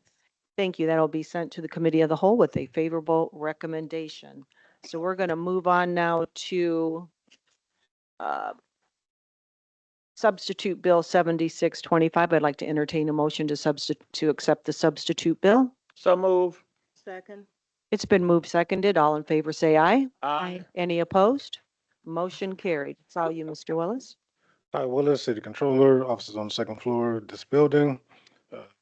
This substitute bill, just budget adjustments or budget transfers within same divisions and of the same fund. Just a couple of highlights here. You have a $150,000 budget transfer within the police department to cover capital motor equipment expenses. There's a $150,000 budget transfer within visitor experience and venue parks and arts department to cover contractual services expenses through the end of the year. And what you see mostly, pretty much each budget transfer is really just moving budget within their different departments or divisions to cover year-end expenses. Okay, thank you so much. Does anybody have any questions about the bill? Seeing none, I'm going to open it up to the public hearing portion. Is there anyone here speaking that would like to speak in favor of Substitute Bill 7625? I do not see any members of the public in person or online wishing to speak in favor of the bill. Is there anyone wishing to speak against? I do not see anyone in person or online wishing to speak in opposition. Thank you, Clerk Toronto. We're going to close the public hearing on Substitute Bill 7625 and bring it back to the committee. How would you like to send this forward to the committee of the whole? Unfortunately, I have a question. I'm sorry. Sure, go ahead. Okay, in regards to the Century Center, I've read somewhere that it's going to be on a new management, but will it still be part? I read something in the newspaper. I don't know if that was correct or not, so. Yes, so the Century Center will be starting it in January. They will be under the management of Visit South Bend. Okay. The operations will get Still shipped. come from the city? Well, the Century Center operations will be managed by Visit South Bend, Indy. The Century Center's capital and debt service funds will still be managed by the city. Okay. So I was just looking at that in the budget. Yep. Okay, thank you. Okay, any other questions before we move the bill forward?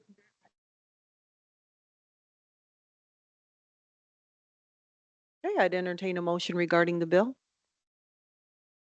I make a motion that substitute bill 7625 will move forward with a favorable recommendation. A second. Okay, there has been a motion and a second to move Substitute Bill 7625 to the Committee of the Whole with a favorable recommendation. Committee Member Thomas Morgan, Aye. Committee Member Dr. Davis, Aye. Committee Vice Chair White, Aye. Committee Chair Niskoski. Aye. 4 ayes. Thank you. That bill is passed and will advance with a favorable recommendation to the Committee of the Whole. Okay. So our next bill we'll be looking at is Substitute Bill 7725. I'd like to entertain a motion to accept the substitute bill. So move. Second.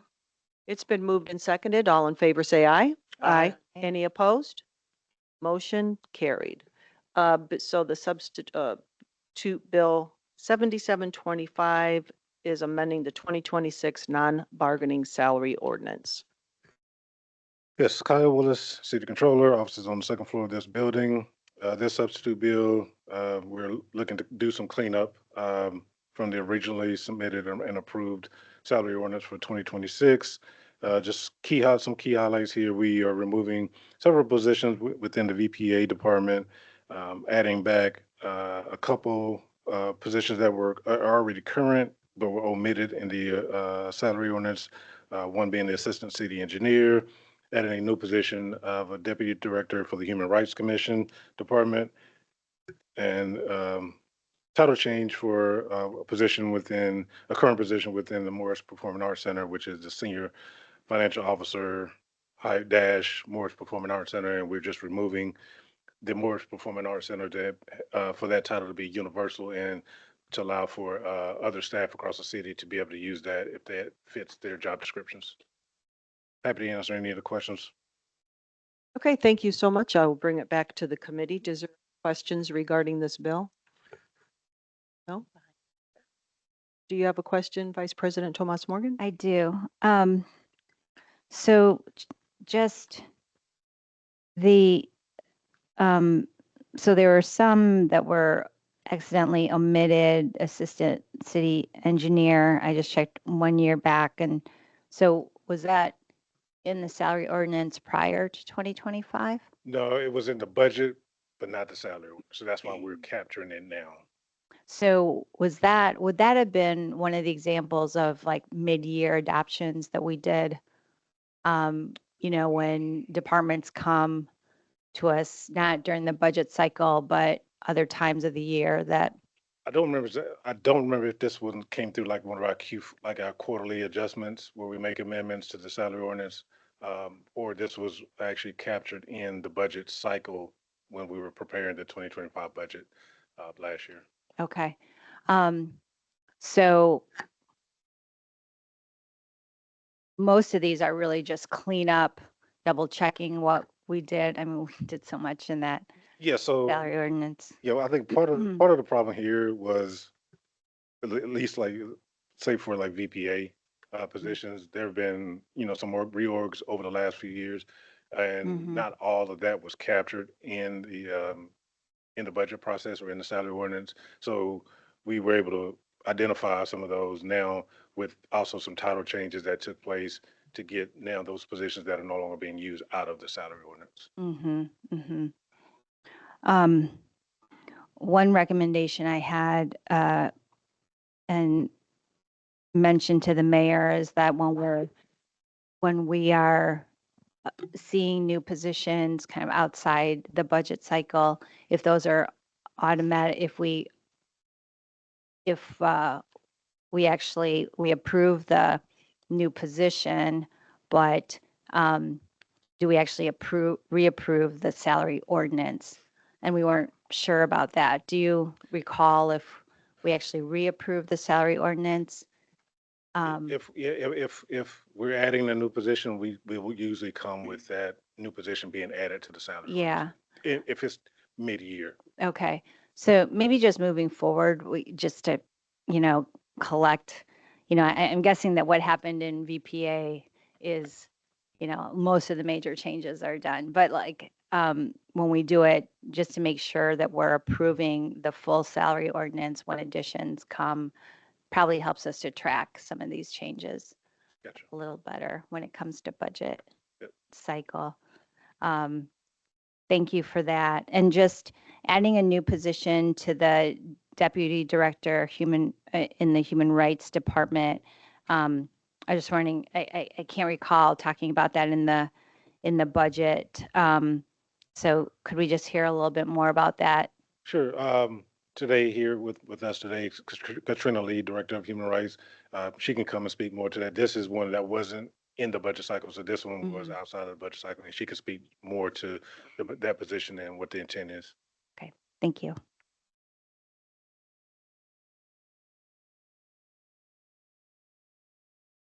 Good evening, Katrina Lee, 202 South Michigan Street, Suite 801, South Bend, Indiana, 46601. So, in taking a look at what the needs were in the department and all of the duties that um, I encumber, I needed someone to assist me in managing the entire team, to assist managing the entire team, and also helping with uh, grants and the newer grants that we are applying for. Um, and working with Sandy and HR, it was determined that it would be best if we elevated our current person, who's the housing manager, and she is already my right hand, but to elevate that position into the deputy role would be best for the department and the team. Okay. That answers my question. Thank you. That's, I mean, it's certainly a new title, but it's an elevation of an existing position. Yes. Yeah, thank Thank you. you. Any other questions? Oh, I do have one more. I'm going to see if anybody else has questions first. Anybody else have any questions? I'm at peace. Well, Yep, go ahead, Miss Ophelia.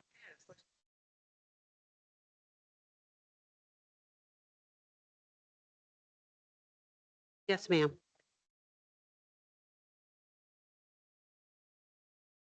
I get a lot of complaints. Thank you for your question. So our days of operation are from Monday through Friday, 8 a.m. until 5 p.m., and on Fridays, 8 a.m. until 4 p.m. We have 2 intake coordinators that answer the phone. We have one that's assigned for 1 month to answer the phones in the morning, and then the second intake coordinator answers the phone in the afternoon so they don't get the burnout of just being on the phone all day, because they also do appointments, over the phone appointments, and they also do in-person appointments. I have shared, and I'm still open to any complaints to bring those to me directly. I'm happy to call anyone back to address any concerns that they have. I do audit our phone lines. I do audit to make sure that those calls are being returned. So if that is not happening to um, constituents in your area, please reach out to me, and I'm happy to resolve whatever issues that may appear to be with those that are addressing their concerns to you. You're welcome. Okay, is there any other questions regarding the bill? Thank you so much for your reply. Just one more. Vice President Tomas Morgan has one additional question. Mr. Willis, just the adding back the another position that was omitted, the manager of operations. Which one, for what department is that? So that was with the Morse Performing Arts Okay. Center. Thank you. Any other questions? Okay, seeing none, I'm going to open this for public comment. Is there anyone wishing to speak in favor of Substitute Bill 7725? I do not see any members of the public in person or online wishing to speak in favor of the bill. Is there anyone wishing to speak against? I do not see any members of the public in person or online wishing to speak in opposition. Thank you so much. I'm going to close the public hearing on this. Okay. Am I able to get a card? How do you, usually it goes there and they'll bring it. Yep. Yeah, thank you. You're very welcome. Okay, I am going to, if there's no other comments in the public hearing portion, I am going to close the public hearing, bring it back to the committee, or if there's any council members that have an additional question, now is the time. If not, I would like to entertain a motion regarding Substitute Bill 7725.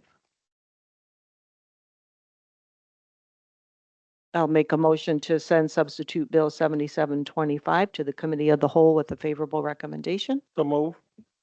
Second. Okay, it's been moved and seconded. Clerk Toronto, could you call the roll, please? Committee Member Thomas Morgan, Aye. Committee Member Dr. Davis, Aye.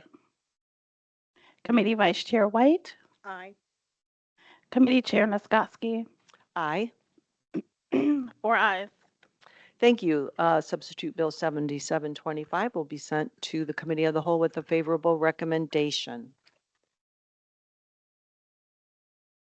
And thank you, Mr. Wells. Thank you. Thank you. See you at 7 o'clock. So moving on, we have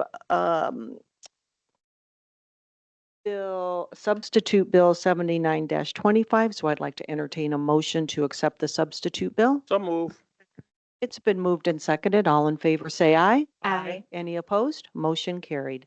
And we have in front of us Ms. Clerk Torado that will speak to the bill.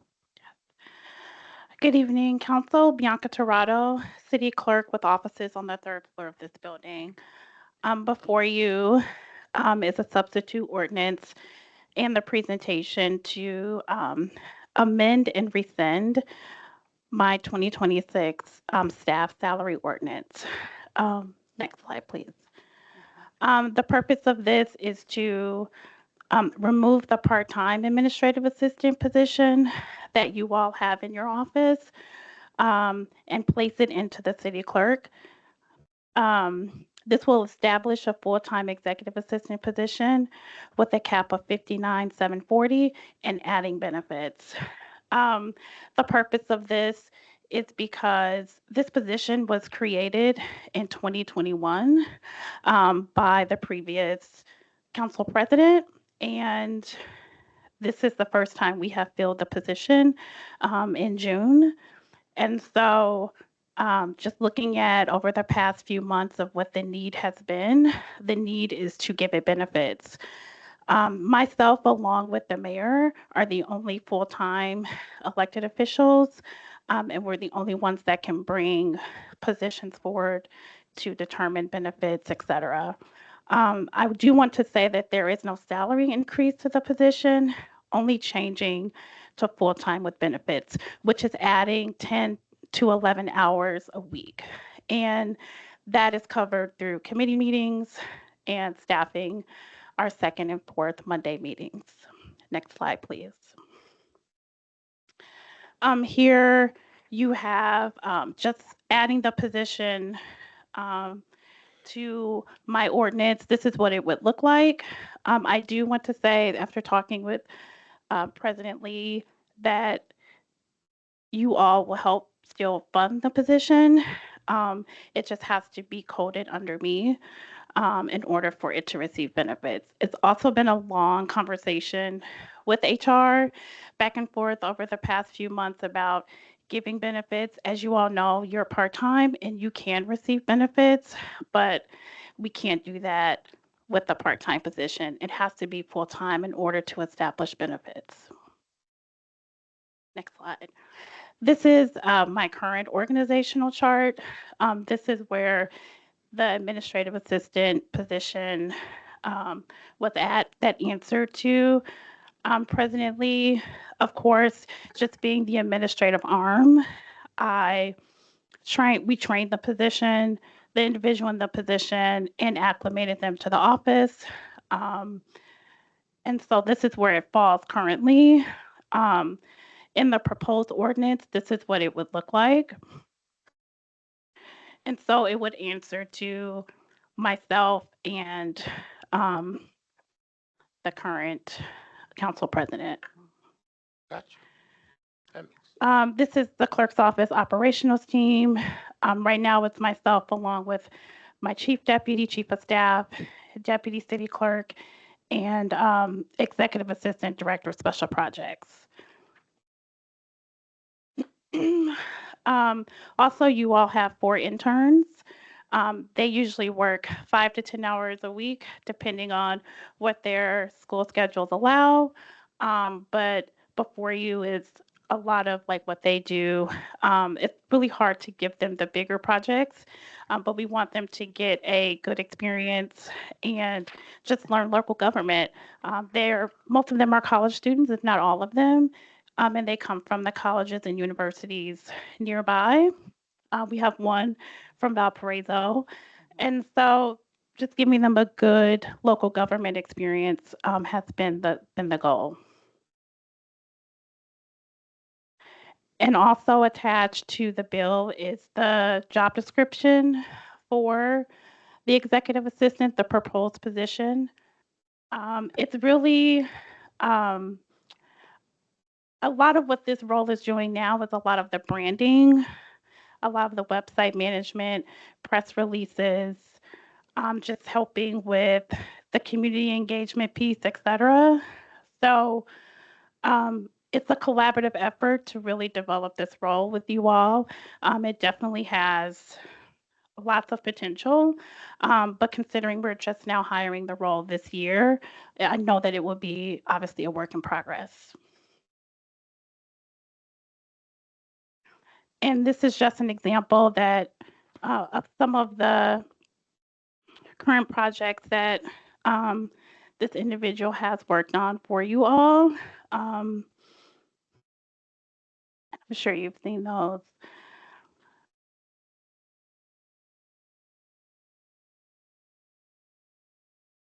And I'm happy to answer any questions you have at this time. Okay, thank you so much for your presentation, Clerk Corrado. We appreciate that. I'm going to start with our committee members. Is there any questions from committee? I have comments, but questions. Sure, Dr. Davis. I'm very excited about this. I also need to be calling you because I have an intern that wants to do some work from St. Mary's Okay. with us too. That I think we're really blending with this position. So it was on my list last week, but I've been running behind. So, but I'm excited about which this is. I'm glad we're bringing it now. And I think the blending of what we can do between your office and the council is a great. So I'm very grateful that you're bringing this tonight. It's exciting. Thank you. You're welcome. Okay, is there any other questions? Vice President Tomas Morgan. Thank you. Thank you. Clerk Torado, I know you've put a lot of work into this and I appreciate the back and forth.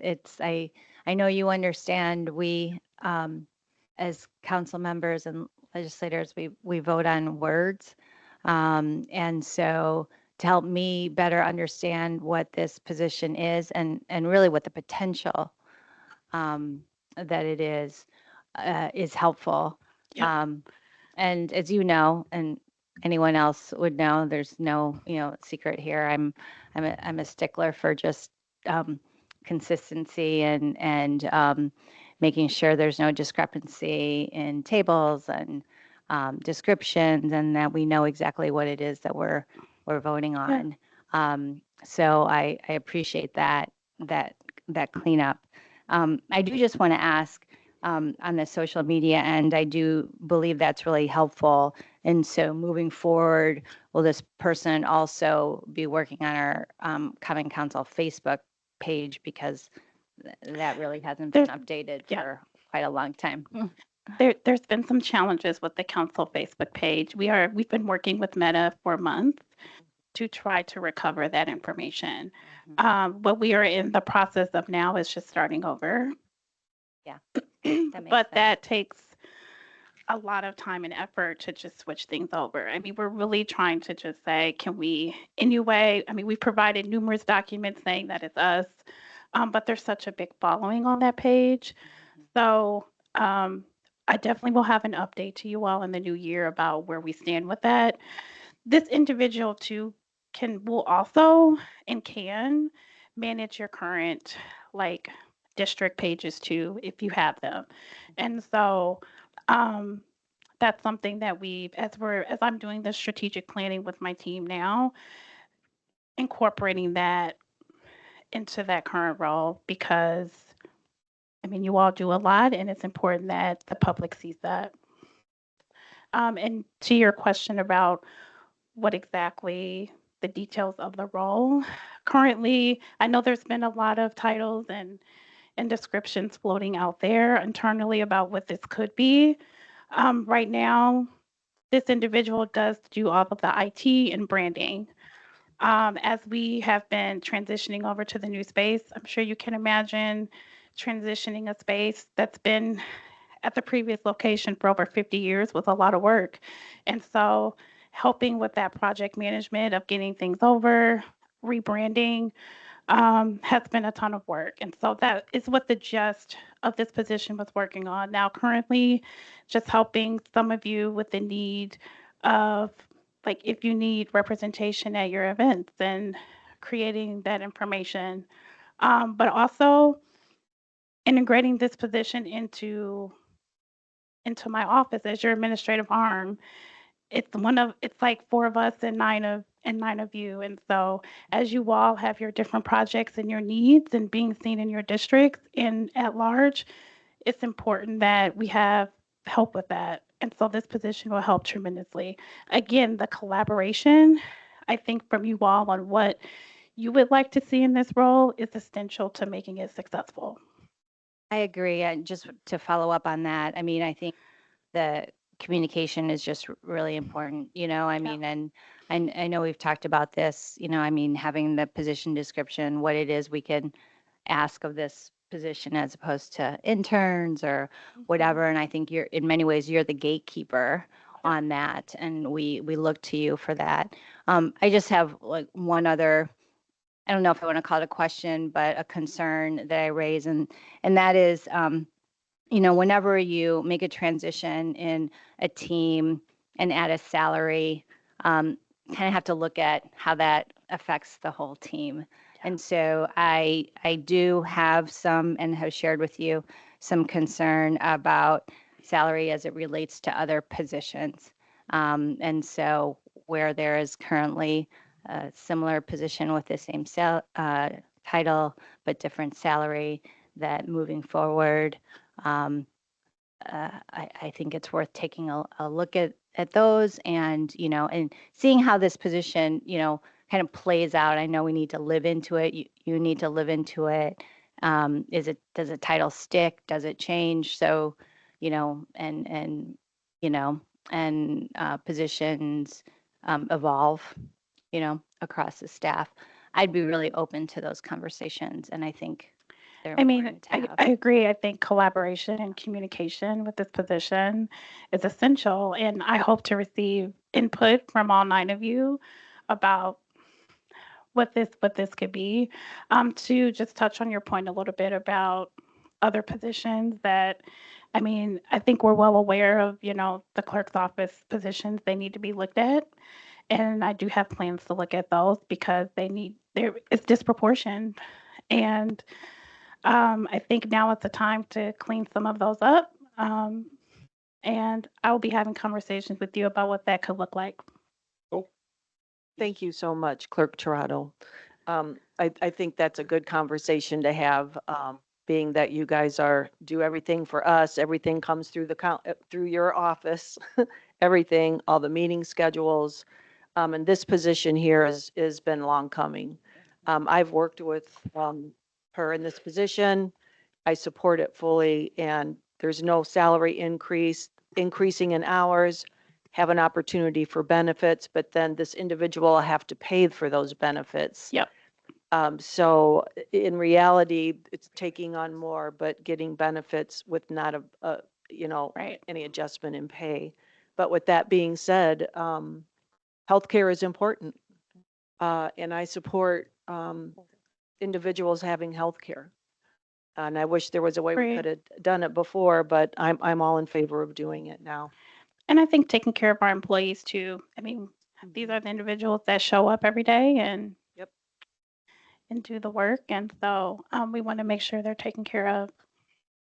Okay, any other comments? Oh, Ms. White? Oh, yeah. I just wanted to say to our clerk, thank you so much for the work that you put together to summarize, you know, your office, but also I appreciate that you're saying that you are looking at strategically planning and looking at and getting feedback. Again, this position is not getting any additional dollars.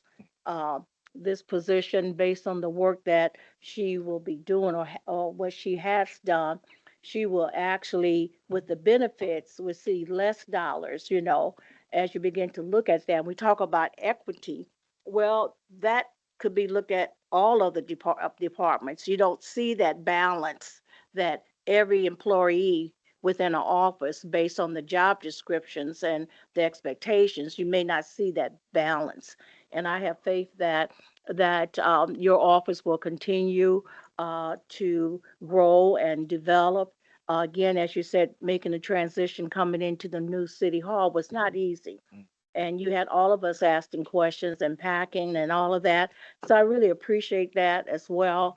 And I can speak from my experiences that I can call any of your staff and they know that I'm known for my emails, and they could be late at night, but something happens, I'm gonna push it out with a question that pops in my mind. So I really appreciate how they worked with me, especially with the Youth Advisory Council and scheduling the interviews and just a lot of stuff that we have done. So I really appreciate your office. I appreciate that we're looking at this position and ensuring that the health benefits, that when you begin to see yourself being at part-time, but you're doing full-time work, then that should be reflected. So thank you. Okay, any other? And I think I still have to open up for public hearing yet, right? Yeah. Yeah, okay. I can save mine to the end. Okay. I didn't have the public hearing yet, right, on this bill? Yes, we do have a public hearing on this tonight. We did? No, Oh, yeah, okay, that's what I was thought. no, we haven't had a public hearing right this meeting. But I'm talking, we will have one tonight, but we haven't had a public hearing now. That's what I was referring to. I That is just wanted to correct. make sure I didn't lose track of all these bills. So I'm going to go ahead and open it up for the public hearing process, because it's 6:30 now and I still have a couple other bills to get through. So I would like to open it up for anyone here wishing to speak in favor of substitute bill 79-25. I do not see anyone in person, but I do see Mr. Geiger online. Please unmute yourself and state your name and address. Thank you. Jordan Geiger, 302 South Falcon Street. I want to speak in favor of this position because I know that under this clerk and the previous clerk, there was concerns about capacity and being able to meet the demands of the council and of the public and just general accountability for this office. I also want to raise a concern and a question about equity. Just staying on that topic, because if I understand it correctly, this was a contractor position under the Common Council. And although the rate was set at 59,000, et cetera, this, according to Logan Foster in the public records that he pulled, that in a year and a half's time, this position was paid $118,540. So I'm wondering, is this in No, fact, that's is that that's different? incorrect. Yeah, that's not correct. Okay, well, how much was I just want to know, it was part-time before, now it's full-time and under both the council and the clerk or shared between the two. So I'm just wondering if the pay is commensurate with the duties and responsibilities of the role. Yeah, I got you there. Okay, Clerk Torado, do you want to answer that question? Because I know the first part is not true, but I'll let you elaborate on that. So, Mr. Geiger, this position was created in 2021 as part-time administrative assistant, and there was no hiring done until June of this year. So this position has never been hired. It doesn't have any connection with the previous contractor or any of the amounts of that nature. What we are trying to do is actually get it acclimated. And so because the council is part-time, this position needs to move to my office in order for it to receive benefits and for it to be full-time, because council cannot hire full-time individuals. Does that Right, I answer your understand question? that. Well, yeah, just to clarify, no, I understand that part, but I'm asking, are they doing the same responsibilities as this contractor position that was under the council? They are not. They are not. Not at all. Okay. Okay, thank you so much for your comments. Is there anyone else here wishing to speak in favor? or in opposition? I do not see anyone additional in person or online wishing to speak in favor or in opposition of the bill. Okay, thank you so much. And I'm going to close the public hearing portion for this part of the bill and bring it back to the committee. What is the pleasure of the I'd committee like to make a regarding the bill? motion to bring bill number 7925, substitute, was it substitute? Yes, that was a substitute bill. Thank you. To the full to the committee of the whole with a favorable recommendation. Second. But I just want to clarify, Clerk Torado, was that a substitute bill on this Okay, one? well, take the Yes, it was. substitute out of my language. We should I probably. just want to bring bill number 7925 Yes, to the. that's correct. It was a substitute. Okay, Yes. that's, Let me- That was filed I'll on put it back Friday. in my Yes. language. thank you, Dr. Davis. I appreciate it. I just wanted to make Problem. sure. Thank you. So that's the motion. We did at the beginning. I just wanted to make, Okay, we I did at the forgot. beginning, accept the substitute bill, and then I didn't see it stamped on here, and I thought, well, maybe I made a mistake. Okay, do we have a second regarding Dr. Davis's motion? Yes, I gave a second. Okay. Clerk Torado, please call the roll. Committee Member Thomas Morgan, Aye. Committee Member Dr. Davis, Committee Vice Chair White, Committee Chair Niskoski. Aye. 4 ayes. Okay, thank you very much. Substitute Bill 7925 will go to the Committee of the Whole with a favorable recommendation. And we're still in Personnel and Finance. Moving along to Bill 2544, which Dr. Davis requested to be tabled until January 26th. Is that still the case, Dr. Yeah, Davis? so, that's the motion. Okay, so we have a motion to table this bill until January 26th? So moved. Second. Okay, it's been moved and seconded. Clerk Torado, could you call the roll?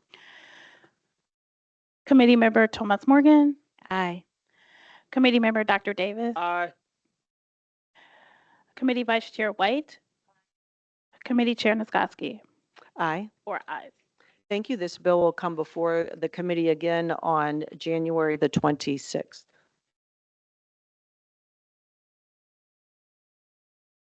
Okay, the last bill we have, which is Bill number 6, is Bill number 2547. Okay. And do we have a presenter? Yes. We are Councilman Oliver Davis, 1801 Nash Street, South Bend, Indiana. Councilwoman Sherry Bolden Simpson, 6216 Exeter Court, South Bend, Indiana. As we all know, that this was a resolution that was created to address the SNAP issue. We are still kept this resolution on because of the fact that we believe that in the month of January, it would be great for us all to come together to learn key lessons.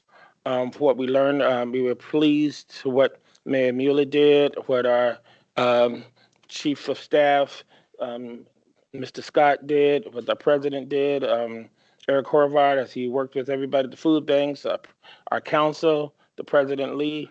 We are pleased with everything else. Now, I think that regarding SNAP, we can see that there are other lessons that we can put in place so we cannot be caught off guard or whatever. We can continually plan to stay ahead of national, state, and county crises. And I think that's what we really want to look at because of the nature of what's going on at the federal level. I agree with what Mayor Mueller has said, that we cannot fill in the immense gap left by the federal cuts, but we still have to figure out, as these issues hit us, what can we have set aside to address different things when it comes down to funding, when it comes down to partnerships, which we're able to come together, and recognizing that that is there. So I would like for us to look at having and addressing these issues at a meeting outside of this council, and outside of these meetings on our financial meeting, but somewhere like on January the 13th to the 27th, we can come together, all those who have participated, from the mayor's staff to the partnerships to Black Lives Matter to everybody else coming together and we look at what we can do to address similar issues that may come up, more likely than not, when it comes down to these things, and what kind of emergency funding that we can start planning for ahead of time to address these things. Comment, Councilwoman Sherry Bowden Simpson. Okay, are we recognizing common No, council? she's part of the plan. Oh, I got you. Yes, Thank you. yes, thank you, President, Chair. I just want to make a comment that, when we had the meeting with the utility meeting, first, thank you to Eric Horvath for making a very informative presentation. That was a part of us trying to stay ready, stay prepared. More, people need to know about, the assistance that is available.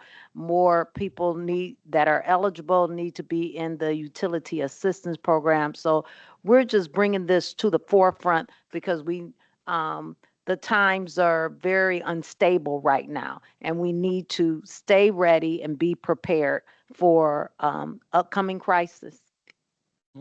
So yes, you have the resolution, and hopefully, again, after the New Year's, those, if you, the 13th, 27th, something like a Tuesday. I prefer Tuesday. Thursdays are challenging for us, and Wednesdays are. But if we can look at some Tuesdays during that month, the second Tuesday or the fourth Tuesday, we can decide that later. Doesn't have to be decided tonight, especially given the time. But I would like for us to have a financial committee, even joint utility or whatever, we can come together and just talk about with the mayor's staff, with our staff, and bring our partners that the mayor's staff was able to identify. Councilman, President Lee talked about the benefits at the last meeting. So we can come together and look forward to planning any crisis that comes up in 2026. We are at the forefront of it, and we are ready to move forward and looking at the ideas, plans, partnerships, and funding. And for what crisis is it? Just for clarification, are we talking about, We're looking at SNAP issues. solution We're or- looking at any kind of issues that can come up. SNAP is, we can use this because this is lessons learned from SNAP crisis, from what we learned as we came together, and how we can apply those to a variety of, if we have another SNAP issue, because the budget funding, as you know, at the state levels, I mean, what they agreed to in DC was only until the end of January. So what's going to happen?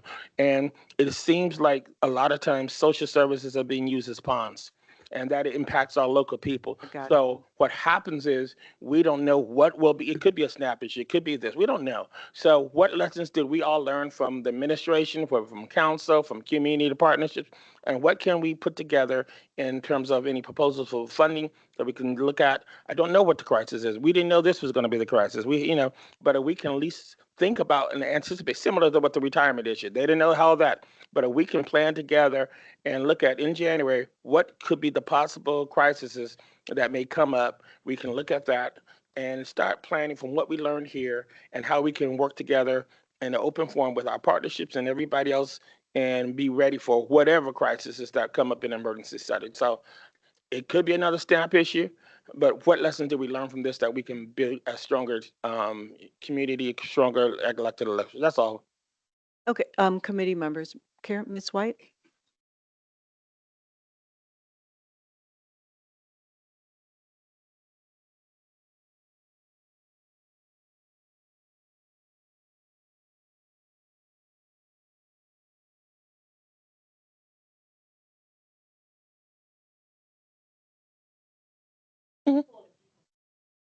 That's correct, because key lessons learned, or I have here. I'm sending up key lessons. What have we learned? What are some of the strategies that we use to work with this? What are some fundings that we may need to put inside? We're not at this time ready to make a request because we don't know yet. And so, what did we learn? What are the partnerships so we can have really our crisis team that we can put together as a council, as a faculty. You can tell where I work as elected leaders, and so we can just plan that. So no, yes, did that answer your question, Councilwoman White? Thank you. And other questions? I'm open. Vice President Tomas Morgan, do you have any questions or? Well, I comments? just, we vote on words. I vote on words, and so what is written here in the resolution, therefore, the council shall convene through Personnel and Finance Committee public hearing. I, it is our practice that it is a conversation with the chair of that committee, whoever the chair of that committee may be at the beginning of the year. And, if there's another committee, we've held joint committee meetings before, and that's really an agreement between the chairs or as a chair. So I'm struggling to understand the need for this resolution when it's just asking the committee member to chair to hold, a meeting. I could literally ask the chair to just say, okay, we need to have this, but it's nice. It's nice to be able to come together, and I could have just gone to the chair and say, hey, can we have a meeting to discuss this? That's cool.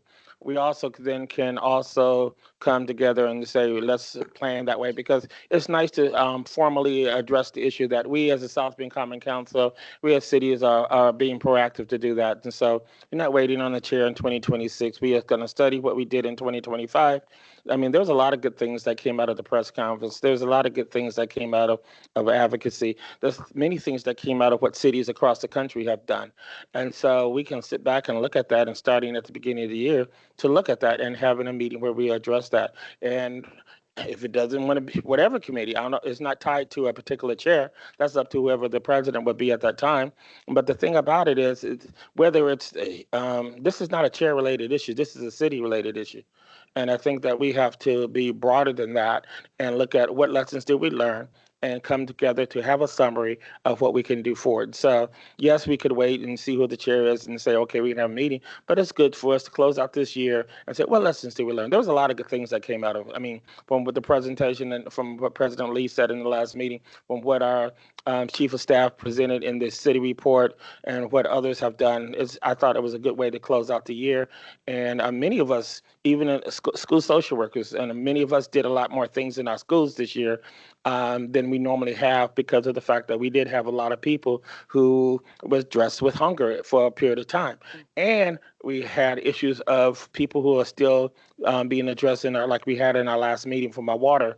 There's still people who they're working with now. We had a high rate of people who are still behind on their water bills. That's 70% of the people, and I think we behind on our water bills right now, and who are in that program. So it's good for us to come together to put all that together so the people know. Yeah, those can also be updates from the administration to the council that we have during department updates.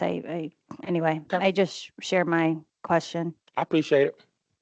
Yeah, because the resolution that's before us talks about federal government shutdown, the SNAP recipients. So just for my question, because I'm not sure if you are aware, but just to let you know, because it's such an important question, or it's such an important topic. But when they reopened the government, they had a legislation that was called Keep SNAP and WIC Benefits Funded. As a condition of the reopening, those were funded. That is correct. Yeah, so moving forward, the WIC and SNAP benefits, even if the government shuts down, will be funded. And that was a bipartisan effort led by a Republican to secure these funds. And at this point, I don't believe there's any appetite in Congress to hold people hostage or withhold food from them over political bickering. And so what I would say is, at this point, it's protected. There is no crisis. As far as the water bills, that was something that the mayor did take into consideration. The city of Atlanta did the same thing. So I guess I'm just, you were talking about a crisis team, were your words. And right now there's not a crisis. WIC and SNAP are secured, thank gosh. But at this point, the resolution, I'm not certain based on what you said in this resolution. If we want to get a crisis team together, I'm not sure if that's forming another committee, or if you are looking to have experts do the funding for that. I Right guess now, we left it open because of the fact that we are looking at, again, whether this is prior to it or for, we don't, I think it's not fair for us, or even, no one can say what is not being politically in done, and that's not even accurate for that standpoint, because you could not have predicted that they were going to hold hostage this, and given the fact that there are a lot of us who are professions are being challenged at this particular time, including counselors and social workers. There are a lot of crises going on right now with funding. So, but the thing about it is this, the key lessons that are learned does not stipulate that. We had a crisis. The city was affected. Our residents were affected. It's good for us to come back in January to say, what do we learn from that? And what can we put in place from the SNAP issue, from everything else? And that's where we are. And I would suggest that we have that kind of a meeting together, open meeting, in a setting where we can just reflect on it from that standpoint. There is no harm done. There's no finances Okay. done. But I think it's important for us to consider that at this time and not do that. That's the role of this committee. Is not all, we have to be a legislative branch, not just a reactive branch. And sometimes I will admit, when we present legislative issues, then there's a if it doesn't come directly out of the president's mayor's office, then we are just not able to do it. We, as a legislative branch, need to also have our teams and be more active. When we were on the council before, that's what we did. This council has operated a complete different role, and I won't get into all that. I just think that we just need to have a very open legislative discussion about what we can do so we can be ahead. When we looked at those text messages that I sent to you all back in October and November, you saw many councils had taken the time in September and October to have planned for that. We were more of a reactionary, and for whatever the reason is, I don't know, but we need to anticipate what federal issues may be there, what state issues may be there, and there are a lot of them, and we need to move forward. Okay, If- you know what? I'm going to move to the public hearing because we have Appreciate it. 8 minutes till our regular meeting. But what you're discussing here is a little bit different than what No, it's this not. resolution says. No, it's So I would like to open it up for the public hearing. Is there anyone here wishing to speak in reference to Bill 2547? I do not see any members of the public in line wishing to speak. Mr. Geiger, please mute yourself. Please unmute yourself and state your name and address. Yep. Jordan Geiger, 302 South Falcon Street. I'm speaking in favor of the passage of this resolution. I think it's it's your job to vote on legislation and not just to wait for a report or updates from the administration, because this body is independent. And also, I just want to name the fact that just because Congress appropriates money, that does not mean that it is guaranteed. And we've seen example after example of that with this current federal, this administration at the federal level, because there have been monies that have been appropriated in bills that were passed in 2021, and that those fundings were supposed to go. They were legally obligated by way of contractual agreements with federal agencies, that those dollars were supposed to be appropriated to certain programs, and this administration has gone against Congress and withheld that money, and in some cases clawed it back. So I think come the end of the month, we could again face the same set of crises, and it would be. I think it's important for the council to try to get ahead of it. I think disaster or crisis preparation, risk management is a good part of effective government. Thank you so much. Is there anyone else wishing to speak in favor or against Bill 25-47? We have 6 minutes till we begin the regular 7 o'clock meeting. I do not see any members of the public wishing to speak for or against the bill. Okay, thank you so much. I'm going to close the public hearing portion of this and come back to the committee. At this point, I am just a little unclear. It sounds like there's a meeting that you would like to take place, Dr. Davis, and I don't know that we need a resolution to do it, but and the SNAP and WIC benefits are secured. That was part of the securing to reopen the government. And that was a bipartisan issue by Democrats and Republicans to have that. And that was a condition. That was a condition. But I do hear your concern. There's a lot of things that we are facing every day, from a local level, a state level, and a federal level. But to say that this council is not being proactive, or as a fiscal body that we're not doing our job, we're not able to fund programs. We're not we can't create accounts, contracts, anything. Any budgetary items like that do come out of the administration. I say that at the beginning of every single budget meeting. But I hear you and understand your concern that you want to get a crisis team together. Is that what I'm understanding during your comments? I would like for Ms. And have a conversation, just quickly, because I know we're running out of time. Right now, people are having their health insurance premiums skyrocket. That's a crisis I see, and it's going to affect our community. So having a conversation and staying ready, yes.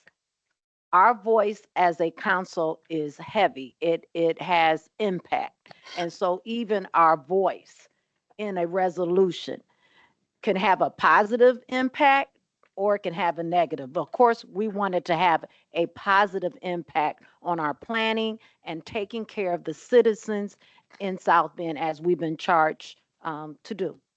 Okay. We're going to go ahead and I'm going to entertain a motion regarding Bill 2547, because our regular meeting starts in 4 minutes and I need to take a quick break. I'd like to make a motion that we send this bill to the committee at whole with a favorable recommendation.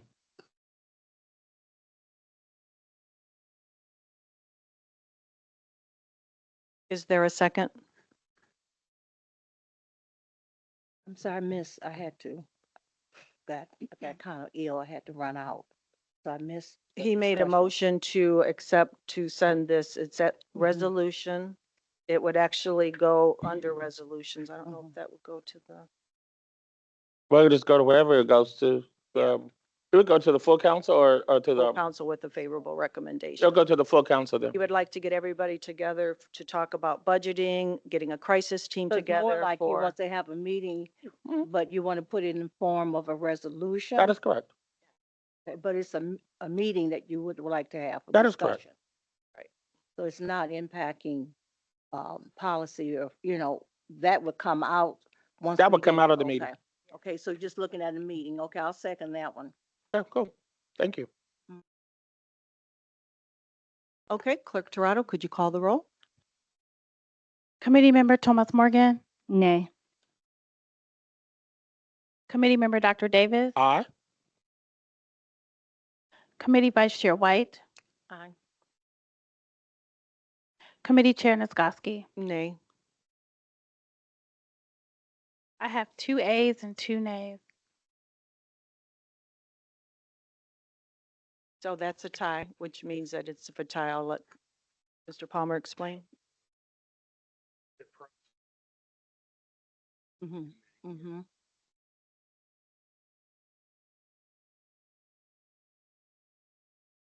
Did you We're willing to have a discussion and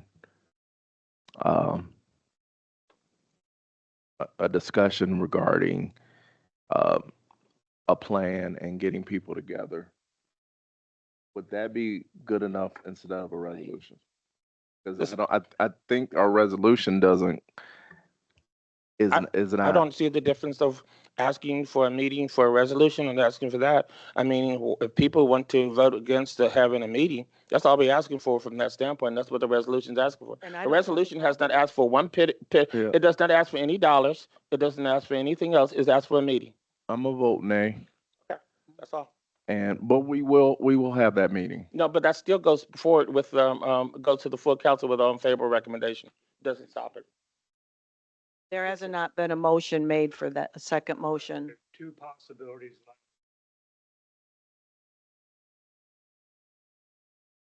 there are two possibilities left, an unfavorable recommendation or a favorable no recommendation. Unless some procedure is voted on by a majority of the council, it goes nowhere. So we'll go with, no recommendation though. Mr. Palmer, it's now 7 o'clock. We're supposed to be starting the regular meeting right now. What do we do? I think we still have to finish this motion.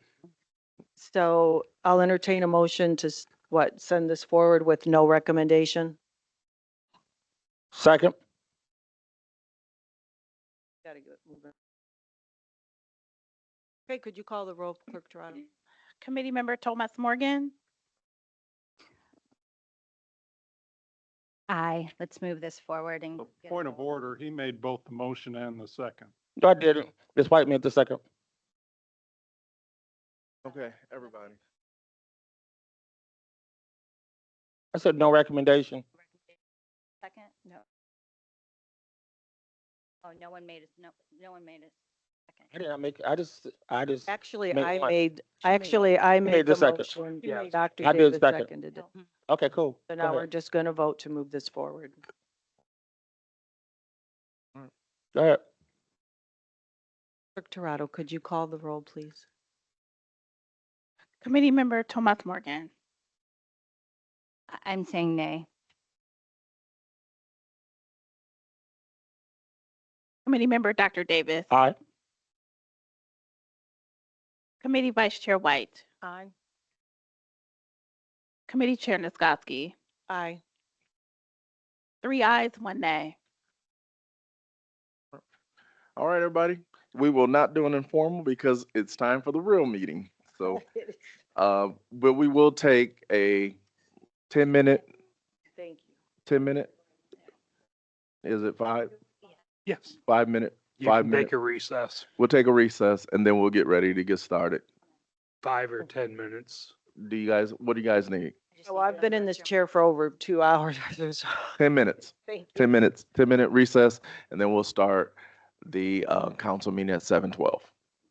We will convene at 7:12. 7:12. Thank you.